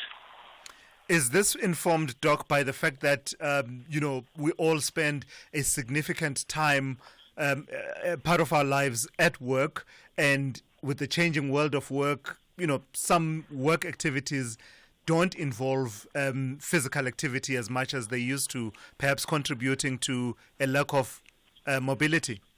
Yeah, exactly that. So I think for myself, I love my job. I'm a complete nerd. I'm in front of a computer screen looking at numbers the whole day. My own physical activity is significantly lower than when I think back, let's say, 10 years ago as a junior doctor. And if you look at many workplaces, like you just said, it's not often built into the daily routine or the daily schedule. And the data, the global data is showing us that about 31% of adults worldwide are inactive. Now, if that didn't have significant health effects and then significant financial effects, no big deal, but it does. And that's why it's a big deal. So it's being able to measure what are people doing daily and then building into their work a ability to get up and move. I'll give an example. I'm in front of a computer the whole day, but I've scheduled every 30 minutes to 45 minutes, I get up and I move, right, just to make sure that I'm getting that daily activity and that daily movement. But there are, again, different ways that different companies can build that into the work schedule and into the workplace. Lastly, Doc, how is this conversation, featuring in conversations around the organization existing not merely to make a profit for its shareholders, but, for various stakeholders, the whole conversation around ESG and the importance of organizations in ensuring that there's access to such things as screening for diseases like these? Yeah, that's critical. And it's a great question. And look, I'm pretty privileged. I get to work, and we've worked with some of the top global companies and their corporate offices. And we know that you've got to be able to measure, for example, blood pressure, glucose, cholesterol, BMI, and make that available easily in the workplace. And then it is exciting and interesting in this space because we are seeing big companies from the leadership saying, right, how can we support the guys in getting their measurements done, in getting fitness, good eating, etc., part of the workplace, keep our staff fit and healthy, but we also know fit and engaged staff equals a better return on investment, better performance for the company. All right, I've got to thank you for your time and your insights this morning. That is Dr. Chris van Straten, who is Global Health Advisor Clinical at International SOS, with our Science of Life feature this morning. SAFM, guiding you through the rush hour traffic. Heavy traffic on the northern highway routes through northern parts of Joburg. There's a breakdown, a stationary taxi basically inside Buccleuch interchange. So the N3 from Alex up through Limbro Park into Buccleuch for connections to Mid-Rand's heavy. And the N1 coming up from Four Ways through Sunninghill, equally heavy as well. So if you can avoid the highways into Buccleuch, you'll be beating some proper traffic. The N3, a breakdown before Modderfontein Road, heading north from Gillulis, that's heavy. And the Mike 1 today from Boysons through to about sort of Smith Street in Braamfontein is Q1. And then you pick up another queue from Houghton Drive through to the Corlett Drive exit up in the Melrose area. Durban, a crash before Spaghetti Junction. The N2 going north is heavy. Q still at this hour right back to the M7 highway. Looks like another vehicle's perhaps broken down on the southbound all of a sudden from Umgena Road going into 4 level. That's getting pretty heavily backed up. And we're just looking at a truck crash on the M7 at the N2 highway. Expect some delays from Queensborough and out from the Roxburgh area towards that one. And Cape Town, the N7 going south stays really heavy. An earlier crash at Bosmansdam Road causing a backlog from Platterkloof Road down towards the M1, and then from the N1 down through Goodwood to Voortrekker Road. That's your second queue on the N7 South. And for this hour, the M3 inbound's pretty heavy up to Paradise Road as you come off Wynberg Hill through Bishop's Court. Rob Byrne, SAFM Traffic. Ask me how I know that 50% of car claims are pre-approved instantly. That's because I was one of them. Yeah, they got my car back on the road with the first repair. I submitted my claim on the ANG app. I didn't even have to call. Auto & General is proud to be recognised as South Africa's best car insurer by Forbes and The Star for short-term insurance. Isn't it time you switch to award-winning cover? Visit autogen.co.za. Auto & General, never not there. A&G is a licensed non-life insurer and FSP. T's and C's online. Attention all caregivers of children. Are you and your children's vaccinations up to date? Vaccinations can prevent serious diseases and prevent hospital stays. Protect your little ones by getting them vaccinated. Don't wait until it's too late. Talk to your healthcare provider today about getting your child vaccinated against serious childhood diseases. Because health matters. This message is brought to you by Sanofi and the National Department of Health. And we went on a water safari, and Mom spotted a hippo, and it said... There is a place where you can see wonder and the wild, with breathtaking scenery and endless landscapes. enjoy good food, and embrace great taste. And the next day we went to the Reed dance. I saw the maidens handing over reeds to the mighty Zulu king and the Zulu warriors chanting, Baye! Explore all this and more in the magical Zulu Kingdom. This message is brought to you by KZN Tourism and Film Authority. Thulasizwe Simelane on SAFM. Let's bring you this story before we take your calls towards the end of the hour. The Hawks officials in the Eastern Cape are expressing alarm over the increasing incidents of kidnappings and missing persons in the province. They are saying that this surge has prompted urgent action and action to address the growing safety concerns within communities in that province. Let's speak to Ndipiwe Mhlakuvana, who is Eastern Cape Hawks spokesperson. Good morning to you, Ndipiwe. I've got to thank you for your time. So what is this trend that has you concerned as the Hawks, specifically as it relates to kidnappings and missing persons in the province? Good morning, Sizwe. Good morning to the listeners of SAFM. There is a rise of kidnapping cases in the Eastern Cape, and the Hawks in the Eastern Cape are very, very concerned. We can say recently there was a lady that was coming from Cape Town for vacation or so, and then she was reportedly kidnapped on her way to Port St. John's. So the Hawks are really, really, really concerned about this. However, we are doing our level best to mobilize the relevant role players in getting rid of the deeds. So we can just pick up one thing. We have a very concerned about poor relations and the involvement of the communities to get rid of kidnappings in the area. But the Hawks are urging the public to cooperate with law enforcement agencies where one of their own has been kidnapped. Some families, when Thulasizwe Simelane, they don't want anything to do with the police. They want to do things on their side. However, we are urging the public to report such criminal activities to the law enforcement agencies so that we can deal with this and get to the bottom of it. So to increase vigilance, Ndipiwe, what are the trends that you are noticing where kidnappings happen frequently, the kind of people that are targeted, so that, we all know what to look out for, where the blind spots may be, where a person could get kidnapped?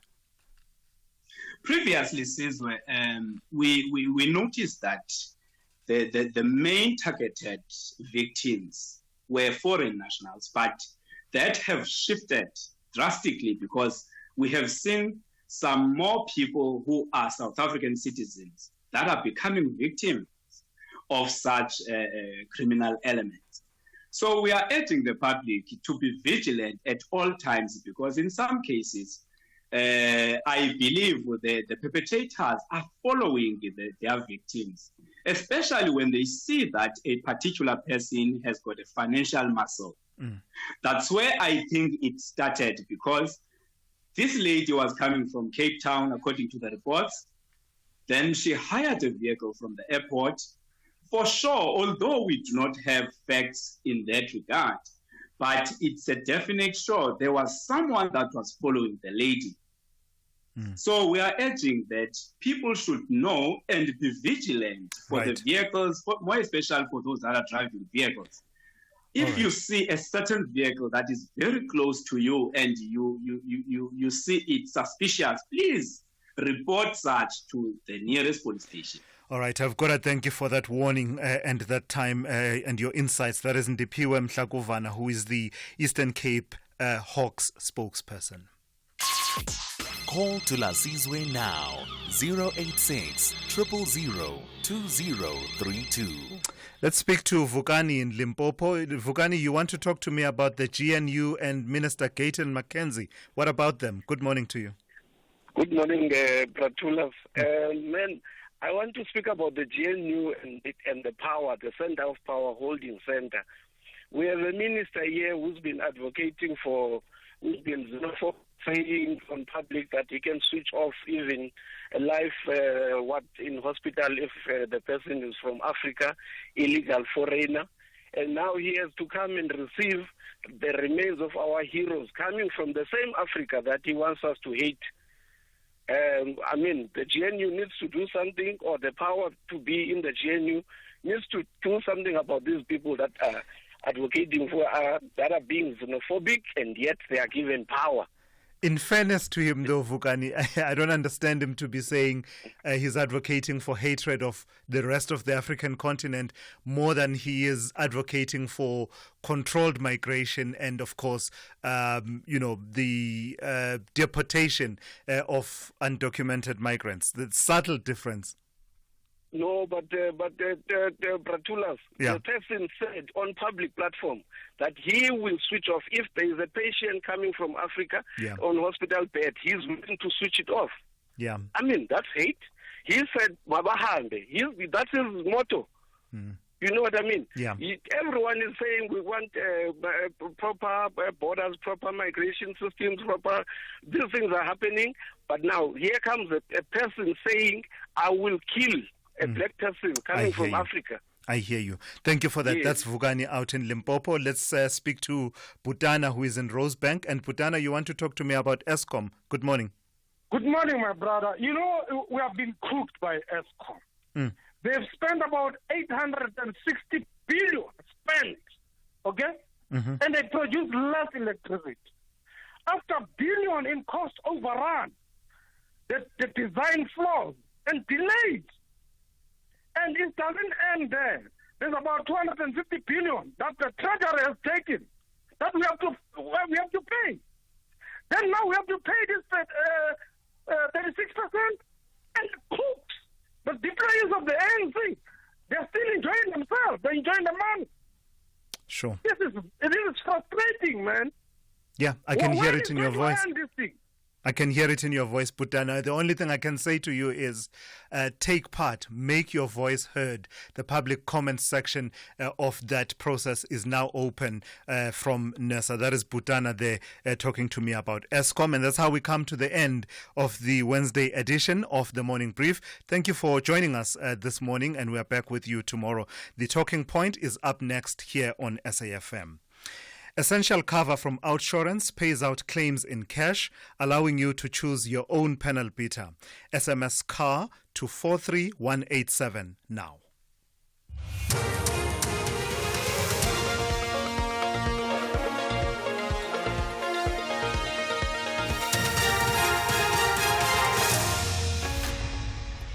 In our top stories, 4 extortion syndicate suspects shot dead in the Eastern Cape, and KwaZulu-Natal farmers worried about their livestock. Good morning.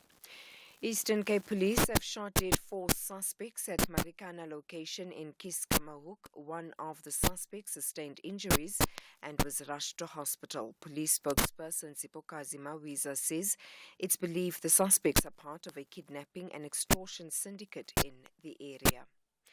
A 72-year-old man is expected to appear in the Brits Magistrates Court in the northwest today, this after allegedly killing his tenant outside Hartbeespoort Dam on Sunday. Police say the 66-year-old tenant approached the landlord when he discovered there was no electricity and water at his place. This led to an argument. The suspect then shot the tenant and fled the scene. Northwest Police spokesperson Amanda Funani. According to the reports, the 66-year-old tenant approached his landlord when he discovered that there was no electricity and water at his place. Following an argument that ensued between the two, the landlord went inside his house and came back with a firearm and allegedly shot the victim on his upper body. The victim was transported to the hospital where he was declared dead on arrival. The police also recovered a firearm which will be subjected to ballistic tests. Residents of Broadwalk Urban Village, a Midrand residential complex which was gutted by fire last night, have been accommodated at different hotels around Midrand. No fatalities have been reported and one person has been hospitalized. Johannesburg Emergency Services spokesperson Xolile Kumalo says everyone has been accounted for. What we know is that the complex comprises of about 130 units, but we don't know how many residents reside there. So the owner has taken the affected residents to different hotels around Midrand, and they were accommodated there this morning. Everybody has been accounted for. Farmers in the KwaZulu-Natal Midlands say their livestock will not survive another snowstorm. This as the South African Weather Service is urging the public to keep track of weather alerts, as another possible severe pattern could persist in some parts of KwaZulu-Natal this coming weekend. Last week, hundreds of road users were entrapped in the snow on the N3 toll route along Van Riemen's Pass between KwaZulu-Natal and the Free State. The heavy snowfall led to road closures, including parts of the N3. The Ukuhlamba municipality says close to 500 livestock has been lost during the snowstorm. The Pan-South African Language Board has urged parents and guardians to instill mother tongue in children to help preserve indigenous languages. Some sectors of society have raised concerns about the erosion of indigenous languages. Speaking at heritage celebrations in Johannesburg yesterday, the CEO, Lance Schulz, said the responsibility of defending the linguistic heritage of communities cannot be solely left alone to the government.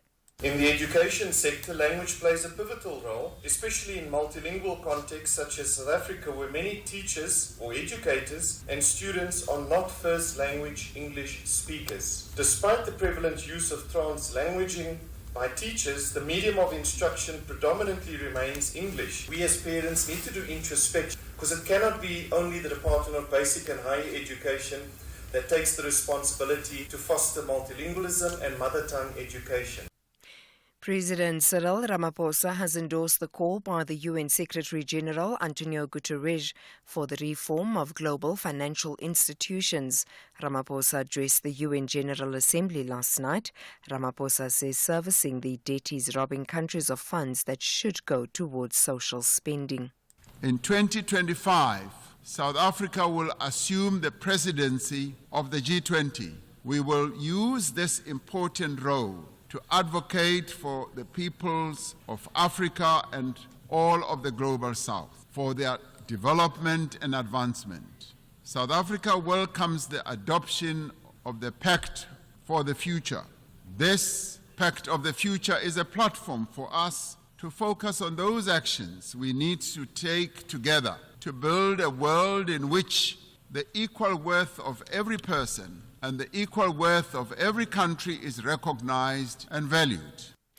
Recapping the top story, Eastern Cape Police have shot dead 4 suspects at Marikana location in Kiskamahoek. One of the suspects sustained injuries. It's believed these suspects are part of a kidnapping and extortion syndicate in the area. For SAFM News, I am Anne Musa. And that's the news for this hour. Theft, accident and R1 million liability covered. All covered by Outsurance Essential.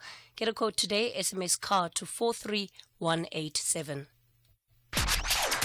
SAFM 104 to 107 nationwide.